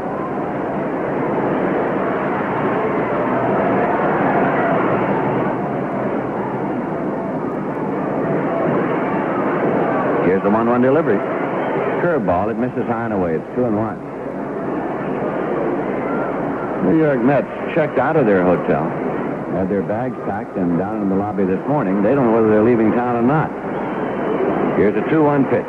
Swung on, hit on the ground to first. Fanzone gets the short hop, goes unassisted to the bag, and the side is out in order. So it's nothing across, and in the middle of the 7th inning, the score is Cubs nothing, the Mets nothing. Cadillac for 1974, the standard of American automobile excellence, is now available for your inspection at Headley Cadillac Oldsmobile, 515 River Street in Troy. Cadillac, with 9 luxurious models to choose from, offers new concepts in styling and comfort, responsive handling, and the #1 car for resale value when it comes time to trade. Cadillac for 1974 from Headley will bring the finest in driving pleasure to you and your family. But whether it's a new or previously owned Cadillac, Headley Cadillac Oldsmobile in Troy will make the ownership of America's ultimate automobile your finest in car buying experience. See the 74 Cadillac at Headley, 515 River Street, Troy. You'll know why Cadillac outsells the leading luxury car 2-1. For TWABY.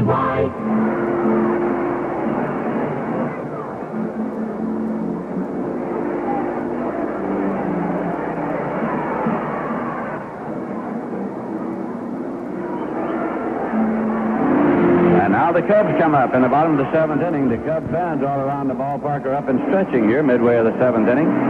It'll be Carmen Fanzone to lead it off. He has lined out to right field and fouled out to the catcher so far. He's 0 for 2. John Matlack has struck out 6. He's walked 2. So Total strikeouts for the season. Madlock has gone over 200, and he has gone ahead of the Dodgers' Don Sutton in the strikeout department.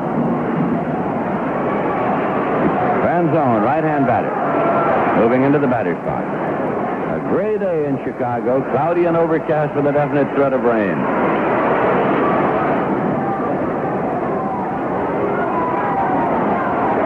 Madlock is up and on the rubber, looking in now to Jerry Grody. Gets the sign, starts into the motion. Here's the pitch. Fastball low, and it's 1-0. Paul Popovich is on deck.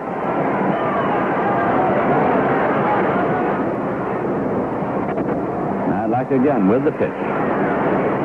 Fastball, and again it's low, so he's gone behind 2-0 now. Franzone is the number 6 man in the order. Locker is still down there in the bullpen, not throwing at the moment, but standing down on the mound in the bullpen. Fastball is in there for a call strike. Franzone took it, and it's 2-1 now.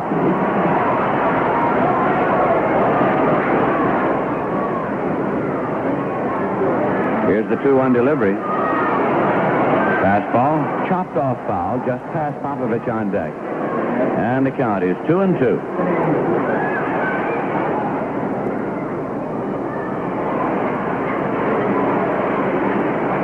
The umpires wasted no time today. They started this ball game promptly at 11 a.m. Here's the 2-2 delivery. Fastball fouled off, and the count holds at 2-2. Augie Donatelli is the senior umpire of this crew. He is the senior umpire in the National League, for that matter, and he has been in frequent communication in recent days with Chub Finney, the president of the National League. As a matter of fact, they had a phone conversation this morning.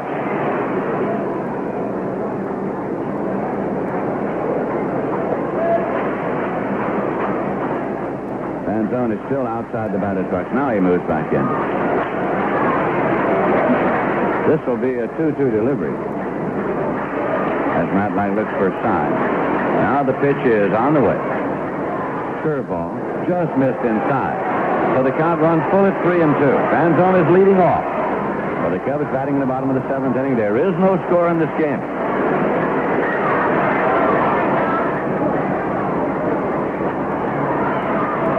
Here is the payoff pitch.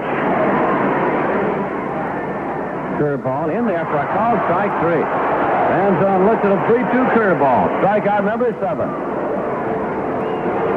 Paul Popovich is coming up. He had a base hit in the 2nd, and he plowed out to right in the 4th. He's 1 for 2. Switch hitter batting right against the left-hander, John Madlock. Madlock has won 14 games and lost 15. Last year he won 15 and lost 10 and was Rookie of the Year in the National League.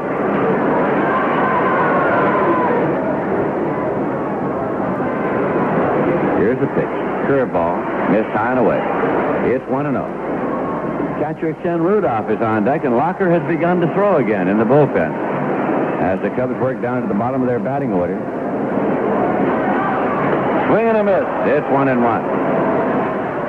Managers, of course, today don't have to worry too much about the moves that they make. They can make them about worrying about tomorrow, because there might not be a tomorrow. This will be a 1-1 delivery. Fastball in for a call, strike 2. He popped it in there. It's 1-2.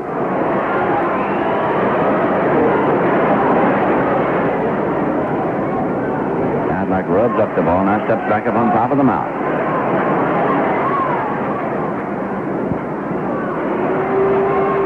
This is the 1-2 pitch. High and away. 2-2 is the count with 1 man out and nobody on base. Natural grass and the dirt infield here at Wrigley Field. There is no artificial turf here. This is the oldest park in the National League. Here's a 2-2 delivery. Curveball missed low. So the count is full at 3-2. Well, he went 3-2 to Franzone and gave him a curveball that he looked at. Let's see what he does now with Paul Popovich. Madlock looks into Grody to get the sign. As it starts into the motion, here's the pitch. Curveball swung on and missed.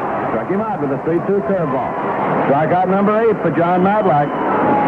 2 away, and Ken Rudolph will be the batter. Struck out and grounded out. He's 0 for 2. Things have been complicated, of course, in these recent days by the fact that there are no lights here at Wrigley Field. The only park in the major leagues without lights. Here is the pitch. Swung on and missed. It's strike 1. It has been said that Mr. Wrigley, who owns the Chicago Cubs, promised the people of the neighborhood years ago that he would never install lights so as not to disrupt the family life of the evening. The neighborhood has changed since he said that. Here's a pitch. Inside low for a ball. 1-1 the count. You might do everybody a favor by putting up a few lights in this neighborhood. 1-1 the count. 2 men out, nobody on base. Clear ball, it's low. 2-1 now. Knightlight takes a moment to rub up the ball. Rick Rushell has moved out on deck. Locker's just down there in the bullpen. He isn't throwing. He does sometimes, and sometimes he doesn't. Here's a swing and a miss. 2-2. At least in the position where he is there on top of the mound in the bullpen, nobody can stand in front of him. He has a good view of the proceedings. Now he starts to throw again. 2-2 the count. Cubs nothing, Mets nothing. 2-2 delivery. Fastball hit on the ground to second. Millan is there. Up with it. Goes to first in time. And the side is out in order. There's nothing across. And at the end of 7 innings, the score is the Cubs nothing and the Mets nothing. There's great news from Holiday Manor Mobile Home Sales. Now, at both Holiday Manor locations, Route 50 Boston Spa and Route 9 Latham, complete no-down payment mobile home purchasing is available. That's right. Holiday Manor offers the total quality Eagle mobile home with widths up to 24 feet and luxurious comfort all the way to 70 feet long and available with no down payment. You can choose your favorite style of interior decoration with an Eagle home from Holiday Manor. And for financing tailored to your budget, Holiday recommends mobile home financing through Schenectady Discount Corporation, 1720 Central Avenue, Albany. The mobile home financing specialists. SDC offers all types of mobile home financing at low bank rates. They're a great team. A complete, no down payment mobile home from Holiday Manor Mobile Homes and professional financing assistance from Schenectady Discount Corporation. See them soon. To put go in your winter driving, go first to Sears. Sears Tire and Auto Center is featuring big savings on snow tires and battery, like Sears Rugged Snow Crusader tires with 4 tough plies and a deep biting tread for sure-footed traction in mud or snow. Snow Crusader tires priced as low as $11 plus FET for the 650 by 13 size with no trade-in required. Other sizes similarly low priced. Sears Super Wide Dynaglass Snow Guard tires are on sale too. Save 35% on these tough wide stance tires with twin Dynaglass belts to keep the tread flat on the road for better traction. Sears Super Wide Dynaglass Snow Guard tires with deep biting cleats are now at 35% off. Savings of $27 to $36 on a pair. Save over $8 on Sears Tough 48-month battery in sizes to fit most American cars. It's Sears' most popular replacement battery for cars with all those accessories that really need extra power. Sears 48-month battery now just $22.88 with exchange. A big $8 saving. Before you head into winter, head into your nearby Sears Tire and Auto Center. 14 WABY.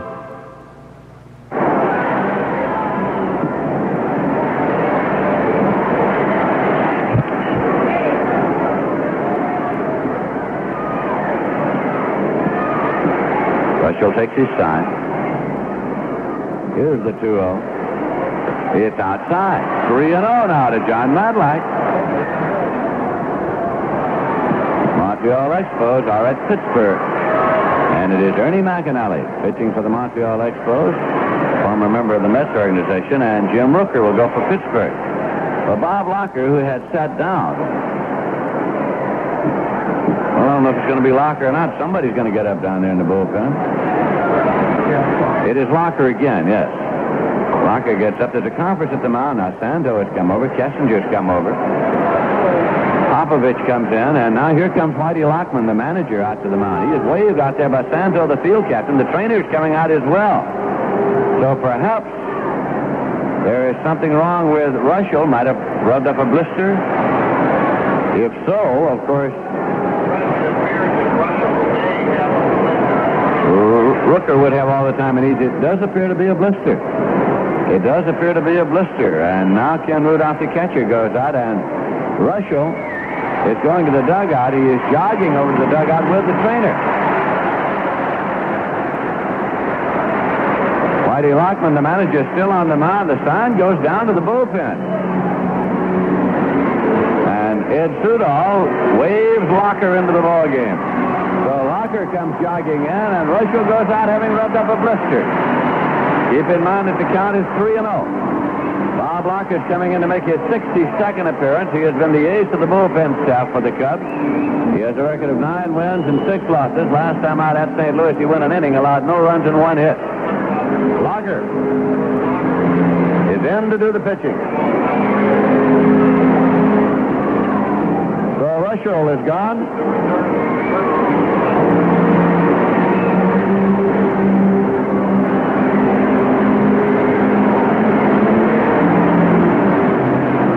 Russell has pitched 7 innings, no runs, allowed 7 hits, struck out 1, and charged with 1 walk so far. Of course, if Locker should walk Matlack, that walk would also be charged against starter Rick Russell.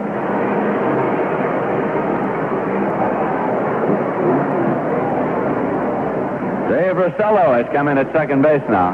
Dave Rossello has come in at second base. Whitey Lockman making that move so he can switch his batting order because his pitcher is scheduled to lead off in the next inning. So make it Rossello batting ninth.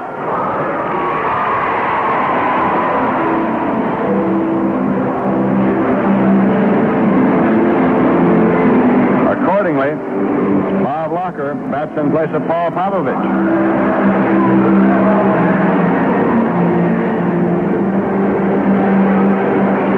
Locker is taking his warm-up pitches. Philadelphia Phillies are in St. Louis in a latest start. Houston Astros are at Atlanta. The San Francisco Giants are at Cincinnati. The Dodgers in San Diego not scheduled. The American League, the Minnesota Twins are at California. Tonight, the Kansas City Royals are at Texas against the Rangers. Milwaukee Brewers are at Boston against the Red Sox. The Chicago White Sox are at Oakland. The Detroit Tigers are at New York against the Yankees, and it's Mickey Lolich against Fritz Peterson.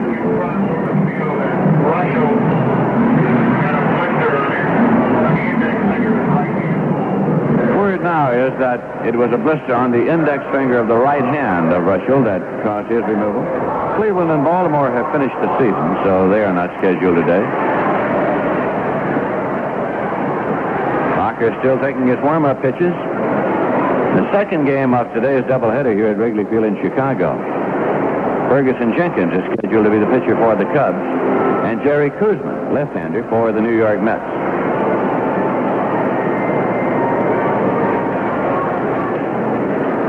Mets started the day, of course, on top in the Eastern Division. The magic number for the elimination of the St. Louis Cardinals and the Pittsburgh Pirates, who are closest to them, is 2. Meaning that if the Cardinals and the Pirates should lose, and if the Mets should win one of the 2 games here today, the Mets would win the pennant. And in that case, there would be no doubleheader played here tomorrow. But if the pennant race has still not been decided, the Mets and the Cubs will play 2 here tomorrow. We'll be on the air again at 12 noon New York time. Matlack comes up to the plate now. He has a count of 3-0.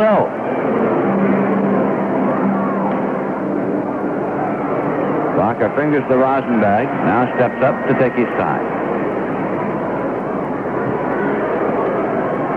The Cubs nothing, the Mets nothing, and the Mets are batting here in the top of the 8th inning. Here's Locker's pitch. Side-armed in there for a called strike. It's 3-1.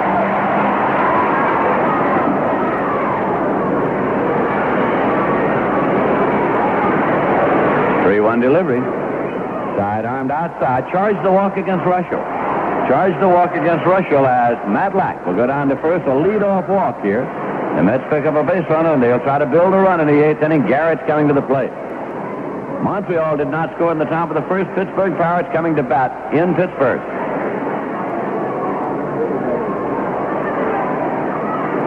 Wayne Garrett, the batter now.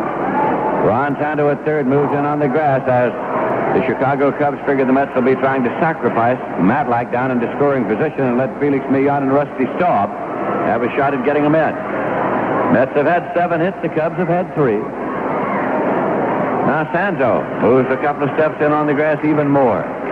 Garrett's in and waiting. Here's the pitch. He squares. Bunts the ball up into the air out in front of the plate. It's fielded on a hop by Rudolph. He goes to first in time. As Rosello took the throw, and the sacrifice moves Madlack to second. If you're scoring, it goes 2-4. Ball was actually popped up into the air, but no chance for the catcher, Ken Rudolph, to get to it on the fly. He had to take it out on the infield grass on one hop. Now Millan is coming up.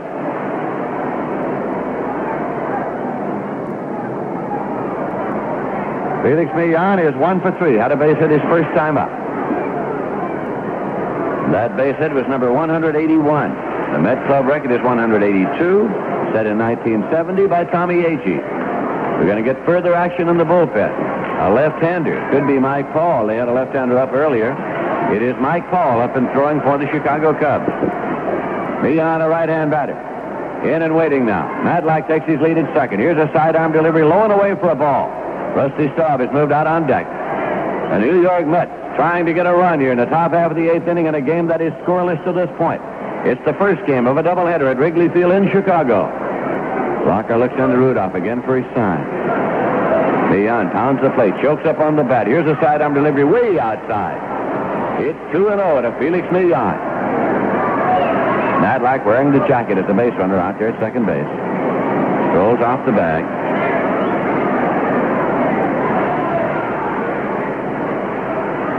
Millan again moves in now into that batting crouch. 2-0 delivery. Swung on it on the ground to short, and there'll be a play up third on Madlack, and he is out at third base. Madlack went sliding in at third, and he is out as he tried to move over on the ground ball directly at Kessinger, and he was an easy out. Kessinger simply took the hop and made the play to Sando.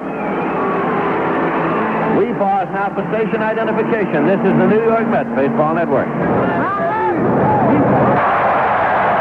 In the Capital District, this is the home of the New York Mets. WABY, Albany. This is Lindsey Nelson with Ralph Conner and Bob Murphy at Wrigley Field in Chicago. The Mets and the Cubs scoreless in the top of the eighth inning. Millan is now the runner at first. He's there on the field as choice, as for some strange reason, John Madlack attempted to move from second to third on a ground ball hit directly at shortstop Don Kessinger. Two men are out. Rusty Staub is up now. He is 1 for 3. That pitch is inside, low for a ball. It's 1-0. Herman Fantone is holding against the runner. Millan at first. Mike Paul continues to throw in the bullpen for the Chicago Cubs. Now the pitch. Way outside for a ball. It's 2-0 to Rusty Staub. John Milner is kneeling there in the on-deck circle. Pittsburgh Pirates did not score in the bottom of the first. At the end of an inning, Montreal nothing. The Pirates nothing. Locker sets up. Here's a pitch. Low for a ball. 3-0 is the count to Rusty Staub. He looks down to sign man Eddie Yost to see if he's turned loose on a 3-0. Two men out, of course. Millan runs on anything. Takes his lead off the bag at first. Short lead. 3-0 delivery, and it's taken in there for a called strike. It's 3-1.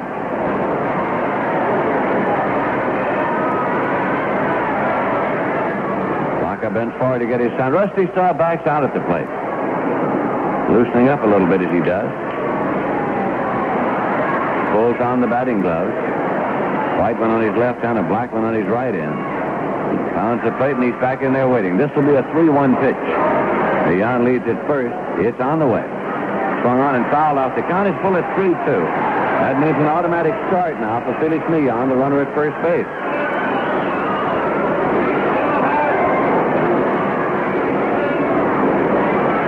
The Mets started the day with a record of 80 wins and 78 losses. Millan has taken his lead. He's running. 3-2 pitch. Swung on. They're striking out to retire the side. Locker with his first strikeout. There was a walk and there was one left. In the middle of the eighth inning, the score is Cubs nothing, the Mets nothing. Saving strength of people things, helping people. That's what saving strength is all about, all about. If a high return on your savings is important to you, save at Cahol Savings Bank.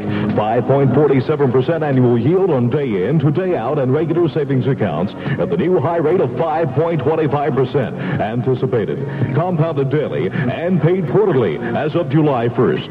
Increased rates on new savings certificates when held to maturity can give you an effective annual yield of up to 7.35% on 4-year certificates at the new high rate of 7% a year guaranteed. Premature withdrawals are subject to substantial penalties as required by regulatory authorities.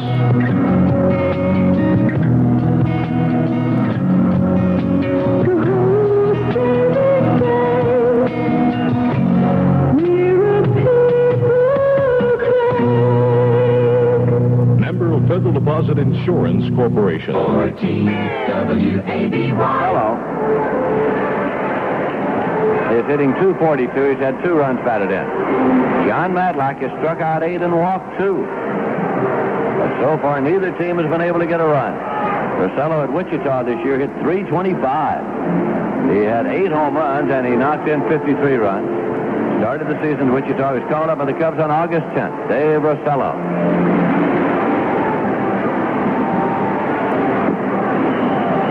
There goes Grody's throw down to second. On around the horn, and Rosello marches up to the plate.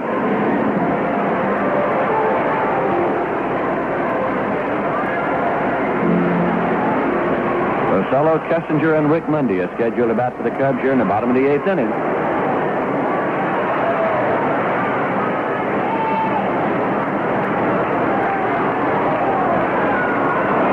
Matlack gets a sign from Grody. And here's the pitch. Curveball hit on the ground. Back of third, a foul ball out of play, glove by Garrett. It is strike 1 to Rosello. Pete Reesers, the coach on the lines down there at third for the Chicago Cubs. Ernie Banks is the Cub coach at first for manager Whitey Lockman.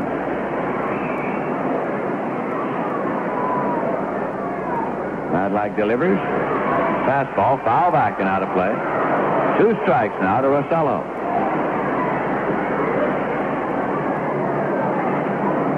Chicago Cubs' total home attendance for the year is 1,382,360. The Mets closed out at Shea Stadium with a home attendance of 1,912,390. Just short of 2 million. Here's a pitch low for a ball. 1-2 to Rosello.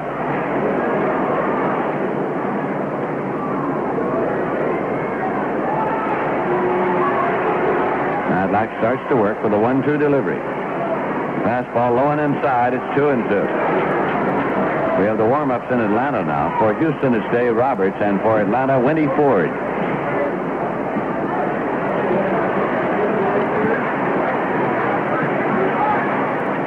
Matlack gets the sign. Offers 2-2. Curveball a little low, and the count runs full now. It's 3 balls and 2 strikes.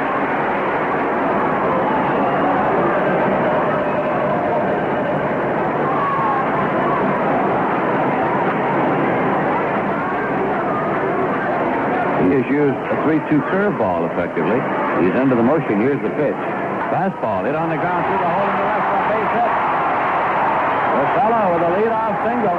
Leon Jones up with the ball, returns it.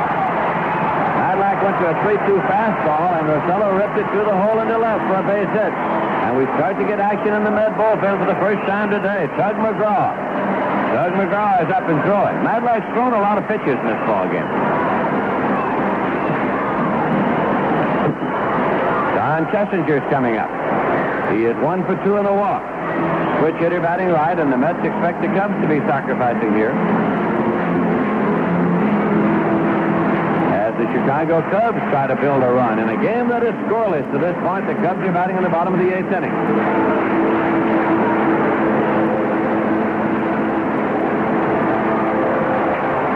John Milner comes over at first, now to hold against Rosello. Garrett's moved in on the grass at third. Matlack sets up. Here's the pitch. Throw to first. Not in time. Kessinger had made no move at the plate. He had that bat cocked. Choked up on it a little bit. Now again, Matlack sets.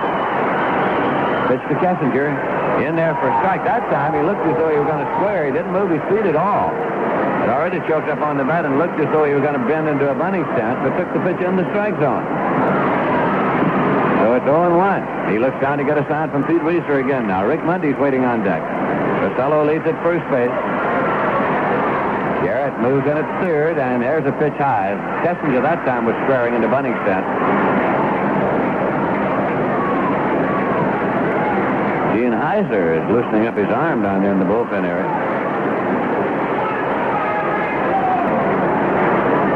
Dan Matlack sets up. Here's the throw to first base. Not in time. Rosello's back safely. 1-1 is the count to Kessinger at the plate. Matlack trying to keep a short halter on base runner. Rosello at first base. Here's the 1-1. Kessinger bunts it foul up the first baseline. Out of play. Count goes to 1-2, so now a managerial decision. Do you have him bunt all the way? With 2 strikes, do you take it off and let him swing away? Montreal did not score in the top of the second inning. Going to the bottom of the second. Montreal, nothing. The Pittsburgh Pirates, nothing.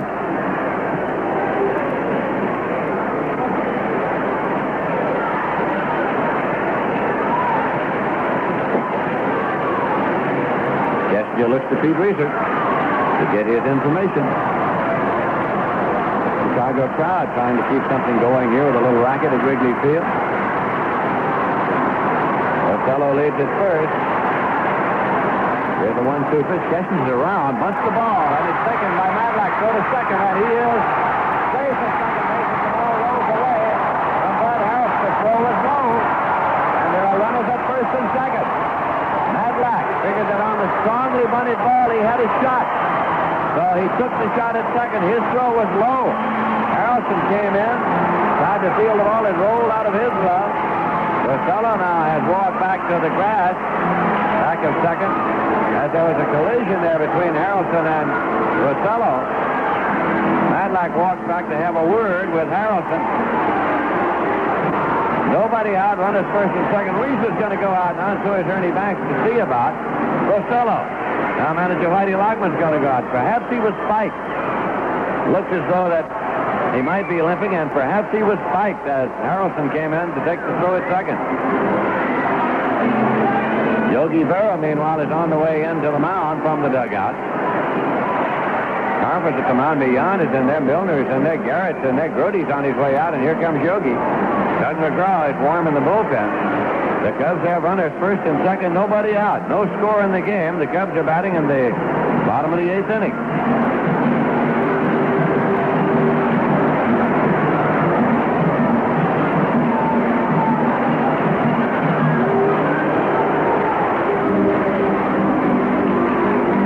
Sacrifice in the field is choice as far as Don Kessinger is concerned.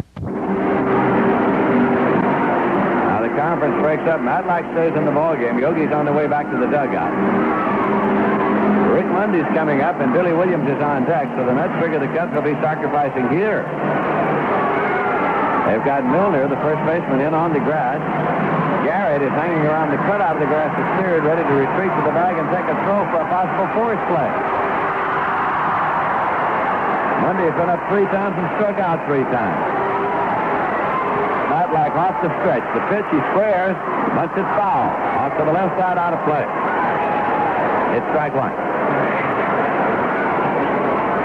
Mundy was trying to bunt that ball late to the left side. He'd like to have Garrett field it. Matlack will be covering on the third base side, and Garrett will retreat, of course, to take a throw. Milner putting pressure on the grass at first. Mundy squares, bunts the ball foul to the left side, out of play. Just past Billy Williams on deck. So now it's 2 strikes to Mundy. Again, what do? Do you leave the bunt out? He left it on with 2 strikes to Kessinger. Milner stays in on the grass. Tug McGraw continues to throw in the Met bullpen.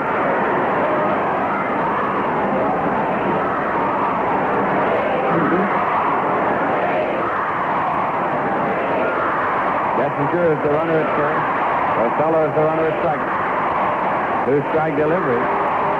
He's around the bunt. Bunts it foul, and he's a strikeout victim. So Mundy has struck out 4 times. That is strikeout number 9 for Matlack as Rick Mundy bunted the 3rd strike foul. Billy Williams Williams is coming up. With one away, runners first and second. He had a base hit his first time up. He's 1 for 3. Conference at the mound again. Beyond is there. Harrelson is there. Brody is there talking to Matlack. He's working to a left-hand batter. We have the warm-ups now in St. Louis. Jim Lonborg is going today for Philadelphia. Alan Foster is the pitcher for the St. Louis Cardinals. The Pirates are batting in the bottom of the second. Montreal nothing, Pirates nothing. Rennie McAnally against Jim Rooker. Brody comes back behind the plate now.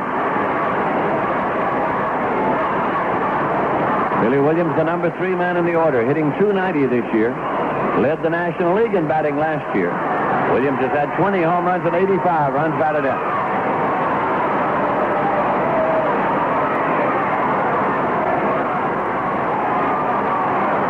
Matlack set.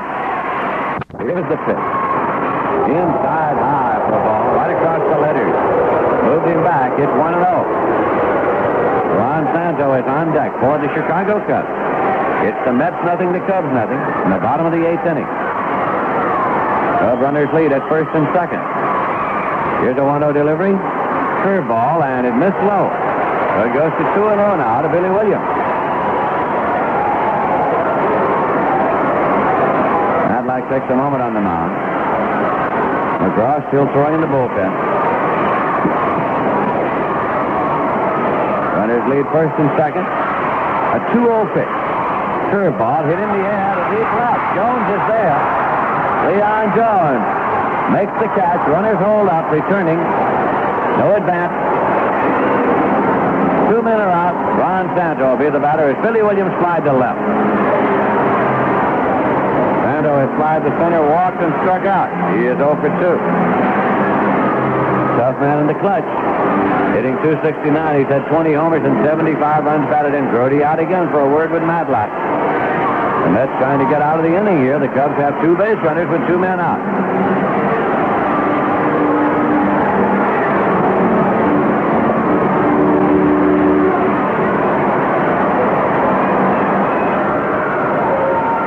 Runners take their leads at first and second. John Matlack off the stretch. Curveball swung on and missed. It's strike 1. The Pittsburgh Pirates did not score in the bottom of the second inning. Going to the third. Montreal nothing and the Pirates nothing. Porcello at second, Kessinger at first. And a strike 1 pitch to Ron Santo. Fastball. And it's hit in the air to left field. It's a base hit. Porcello's around third. He's coming home. Porcello scores. Jones still holding the ball. Jones still has the ball. Lobs it in now. Kessinger holds it second. Santos on at first with a base hit in the left field and a run batted in. And the Cubs are leading by a score of 1-0.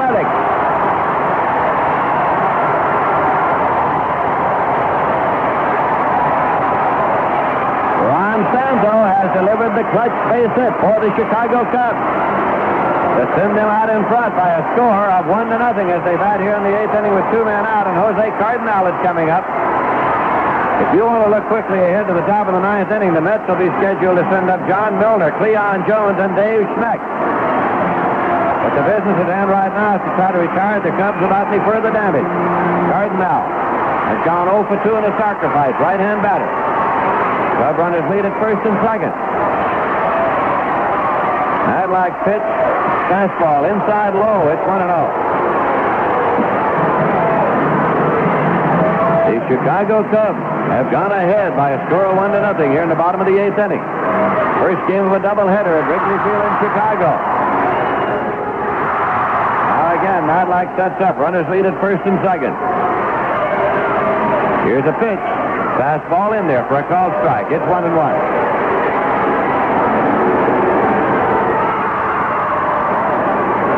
Jerry Grody sends out a sign to Matlack. Matlack has struck out 9 and walked 2. It allowed the Cubs only 5 hits, but they picked up a run here in the 8th inning. That's the fastball missing outside, so it goes to 2-1 now. Dave Rosello led off with a base hit. Kessinger bunted the ball. Matlack took a shot at Rosello at second and didn't get him.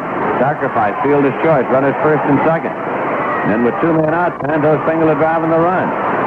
Fastball inside low. It's 3-1 now to Cardinal with Fanzone on deck.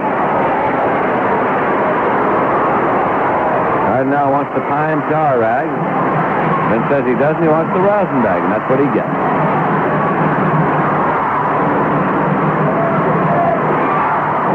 Moves back up in the vicinity of the batter's box, tapping his spikes as he goes. The count is 3-1 to Cardinal. Runners lead at first and second. 3-1 pitch. Swung on and on to go to second. Beyond is over. Up with it. He goes to first in time, and the side is out. But the Chicago Cubs got a run on 2 hit scorers and 2 men left. And at the end of 8 full innings of play, the score is the Cubs 1, the Mets nothing.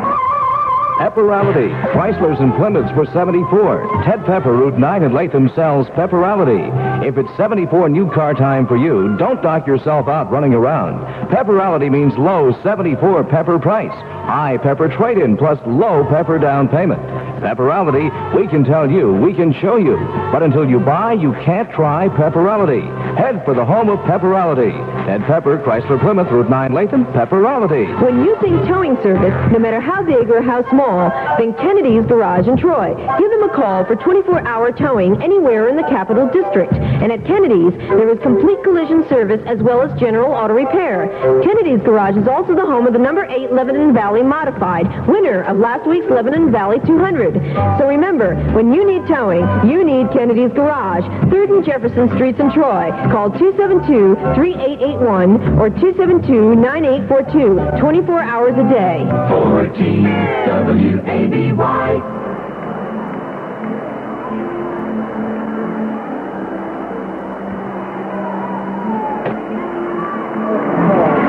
And now the New York Mets come up in the 9th inning to face Bob Locker, who is working in relief of Rick Rushell, who started and worked the first 7 innings and left after rubbing up a blister. Ray Burris is throwing in the Cub bullpen. He's a right-hander. Mike Paul is throwing in the Cub bullpen. He's a left-hander. New York Mets started this doubleheader with the knowledge that the Pittsburgh Pirates and the St. Louis Cardinals had a magic number of 2 for elimination, meaning that if the Mets could win 2 games, they win the pennant regardless. Doubleheader today, and if necessary, a doubleheader tomorrow between the Mets and Cubs here at Wrigley Field in Chicago. Pittsburgh Pirates are batting in the bottom of the 3rd inning now. Montreal nothing, Pittsburgh nothing. McAnally against Rooker. The Phillies are at St. Louis in the warm-ups. Jim Lonborg against Alan Foster.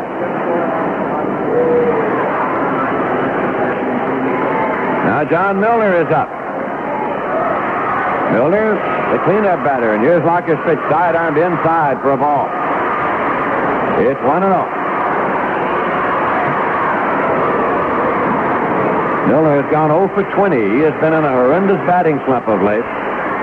Here's a pitch that is low and away for a ball. It's 2-0.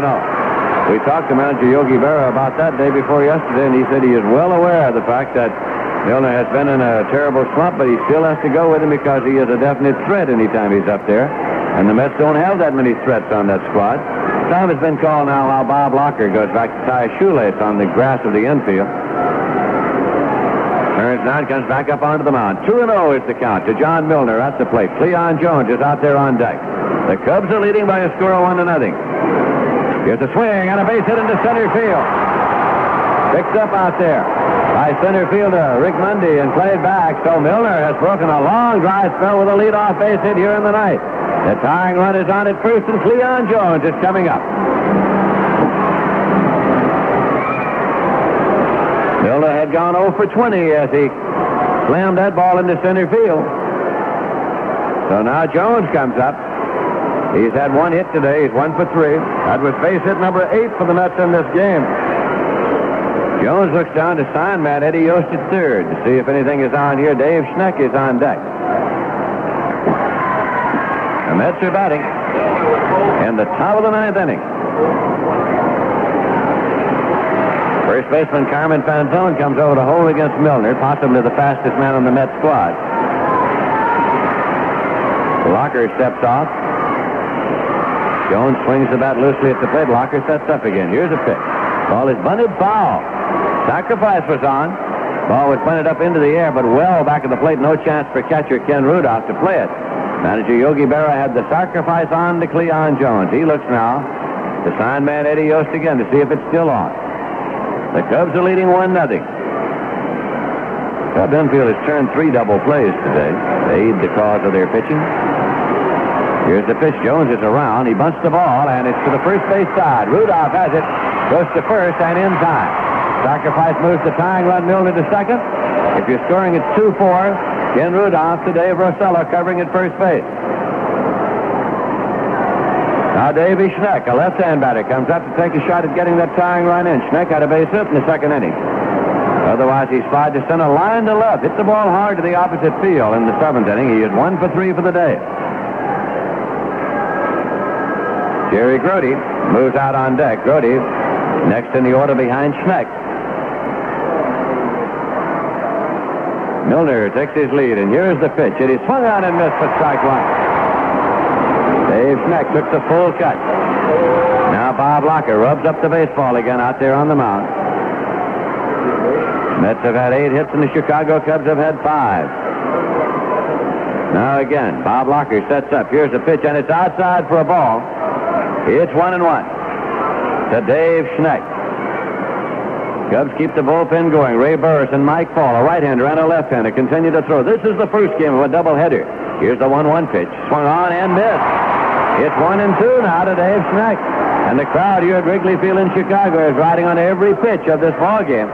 The Cubs, of course, are still alive in the pennant race. As amazingly 5 clubs started this, the final day of the regular season, still in contention for the pennant in the Eastern Division of the National League. This will be a 1-2 delivery. And in there for a called strike 3. Struck him out. Dave Schneck looked at a call third strike. And now Grody goes back to the dugout. Grody goes back to the dugout, and Boswell is coming out on deck. A left-hand batter. This is a righty-lefty switch. Boswell is coming out to face the right-hander, Bob Locker. 2 men out, runner at second, and the Mets have their backs to the wall here now. That was the 3rd strikeout for Locker. I beg your pardon, the 2nd strikeout for Locker.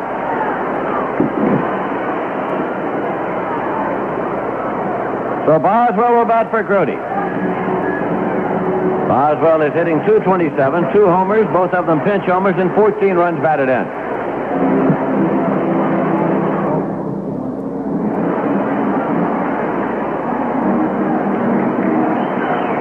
As a pinch hitter, he is 12 for 51 with 8 runs batted in. Catcher Ken Rudolph went out for a word with Bob Locker. Locker is pitcher of record on the long side of a 1-0 score. Matlock, of course, is pitcher of record on the short side. Boswell moves up to the plate now. As the Mets are down to their last out of the ball game, the tying run is at second base. The Cubs are leading 1-0.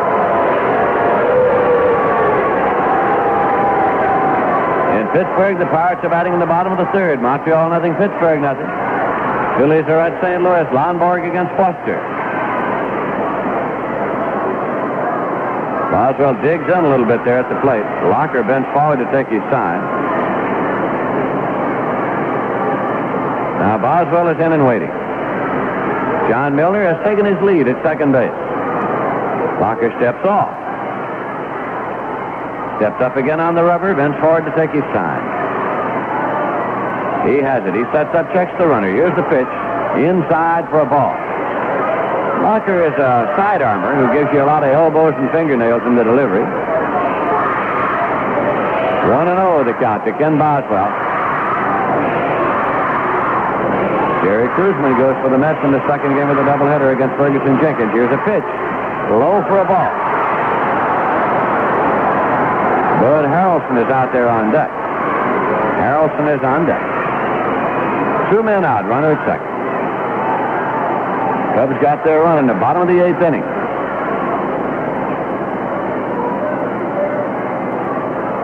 Now again, Locker with a 2-0 pitch, and it's inside, low. 3-0 to Boswell. Cranepool in the dugout is looking for a bat. Ed Cranepool is looking for a bat in the mid dugout. So apparently he would be sent up here to bat for Harrelson if Boswell can keep this game alive.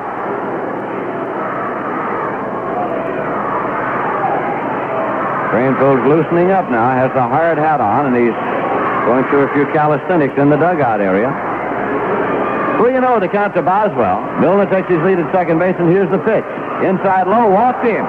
So the Mets have runners first and second. Harrelson goes back to the dugout, and here comes Kranepool.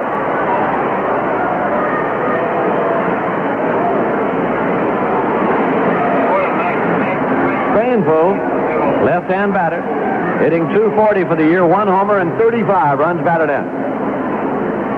Ken Rudolph, the Cub catcher, is out to talk to Bob Locker, the pitcher, again. Yogi Berra going to his bench here to try to keep the Mets in this ball game. The Cubs are leading it by a score of 1-0. Doug McGraw is up and throwing in the bullpen again as Matlack moves out on deck. Kranepool swinging the bat loosely a time or two. Rudolph has come back behind the plate.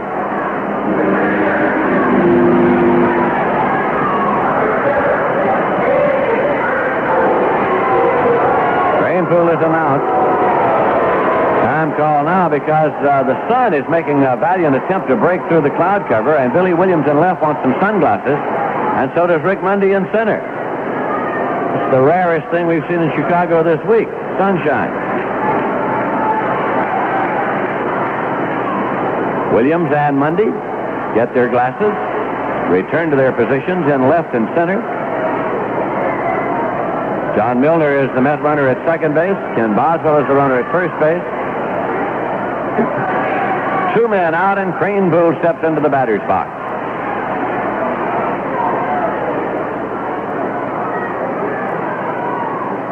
Locker bends forward to get his sign. He has it. He sets up. Here's the pitch.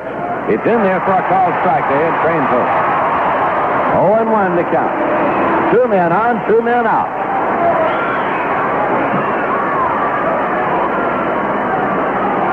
Ken Locker has the sign. Here's the pitch. Swung it on the ground to first. Taken by Fanzone. He underhands it to Locker, covering, and the ball game is over. The ball game is over. The Chicago Cubs have won it. As Kranepool grounded out, first base to the pitcher covering. So the Chicago Cubs keep themselves alive in the pennant race. And it's a jubilant crowd here at Wrigley Field in Chicago, because they knew that their Cubbies had their backs to the wall. A Met victory, of course, would have eliminated the Chicago Cubs, but they're still alive. As in the 9th inning, it was no run to hit a walk, no errors, and 2 men left. We'll be back in a moment with the final summary and totals. Right now, the final score of the game is... Here's great news from the friendly people at Protective Loan Corporation. Protective can now lend you up to $2,500 for any good reason, whether it be a summer vacation, home improvement, or bill consolidation. Let Protective Loan help make financial problems disappear. Up to $2,500 can be yours now from Protective Loan. Protective gives 1-day service, and there's always an office nearby. In North Troy at 603 2nd Avenue, 620 Columbia Turnpike, East Greenbush, and in Menands at 291 Broadway. Attention skiers, how would you like to buy $215 skis for $49.88? Well, you can at the Ski Market's second annual $1 Million Ski Sale. $160 1974 Nortalia Pro Boots, only $88.88.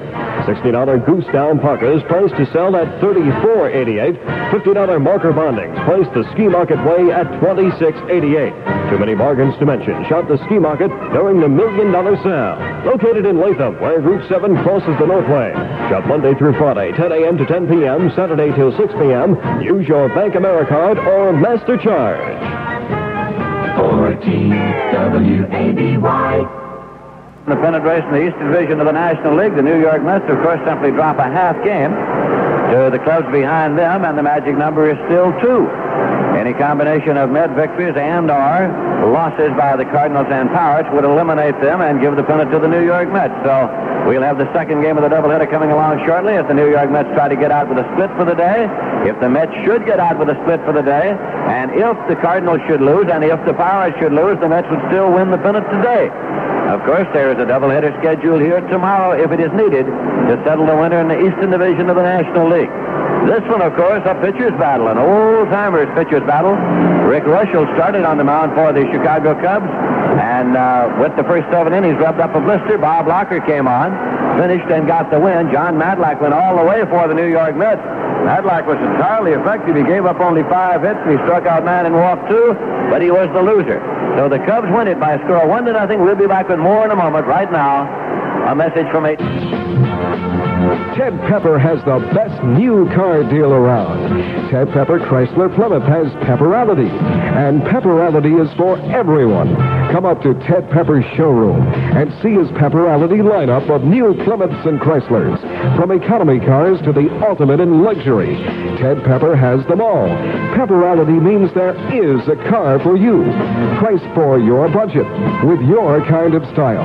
And for the best deal around on all year-end clearance prices, come up to Ted Pepper Chrysler Plymouth, Route 9 in Latham. Remember, Pepperality means the best new car deal around. 14 WABY.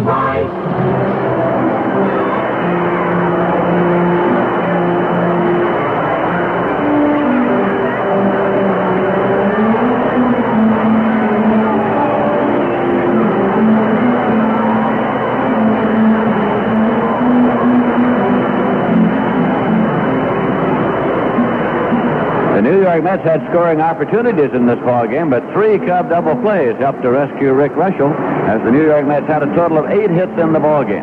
Now, in the second game of the doubleheader today, it's going to be Jerry Kuzman going for the New York Mets and Ferguson Jenkins for the Chicago Cubs. Meanwhile, in Pittsburgh, at the end of 3 full innings, it's Montreal nothing and the Pittsburgh Pirates nothing. Cubs got their run here in the bottom of the 8th inning off John Matlack. They got it when Dave Rosello led off with a base hit. Got it on a 3-2 pitch. Then Don Chessinger bunted the ball out in front of the plate. Matlack thought he had a good shot at a force at second, and he did, but the throw was low. And so Rosello was safe, and they had runners at first and second.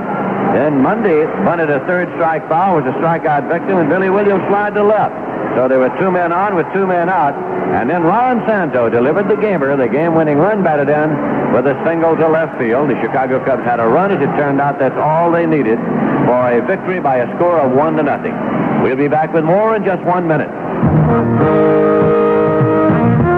Hold your hats, folks. Hang on to your seats and listen to this unbelievable offer on double-belted Firestone tires from Firestone, 188 Central Avenue, Albany, 669 New Loudon Road, Latham, at Frank Geyer Tire and Battery, 232 North Island Street, Albany. Right now, you can get a full set of 4 Firestone original equipment white walls for just $100. That's right, just $100 a set for the small sizes, and only $130 for even the largest sizes. That's plus $181 to $331 per tire, federal excise tax, and your old tires. So don't miss out. Get a set of these double-belted Firestone white walls for your car now. Built with strong polyester body plies, plus 2 fiberglass belts. These are the same tires that come on the new 74 cars. Now priced as low as 4 for $100. That's right, just $100 for 4 double-belted original equipment white walls. So buy your Firestone Deluxe Champions now on convenient terms at Firestone, 188 Central Avenue, Albany, and 669 New Loudon Road, Latham, at Frank Geyer Tire and Battery, 232 North Island Street, Albany, your local Firestone People Tire headquarters. All tires mounted free. 14 WABY. 6. The losing pitcher, John Matlack. He's won 14, lost 16. Here are the final totals. For the Cubs, 1 run, 5 hits, and 1 error. For the Mets, no runs, 8 hits, and no errors. Be with us in about 15 minutes, possibly a little less than that, when the Mets meet the Chicago Cubs in the second game.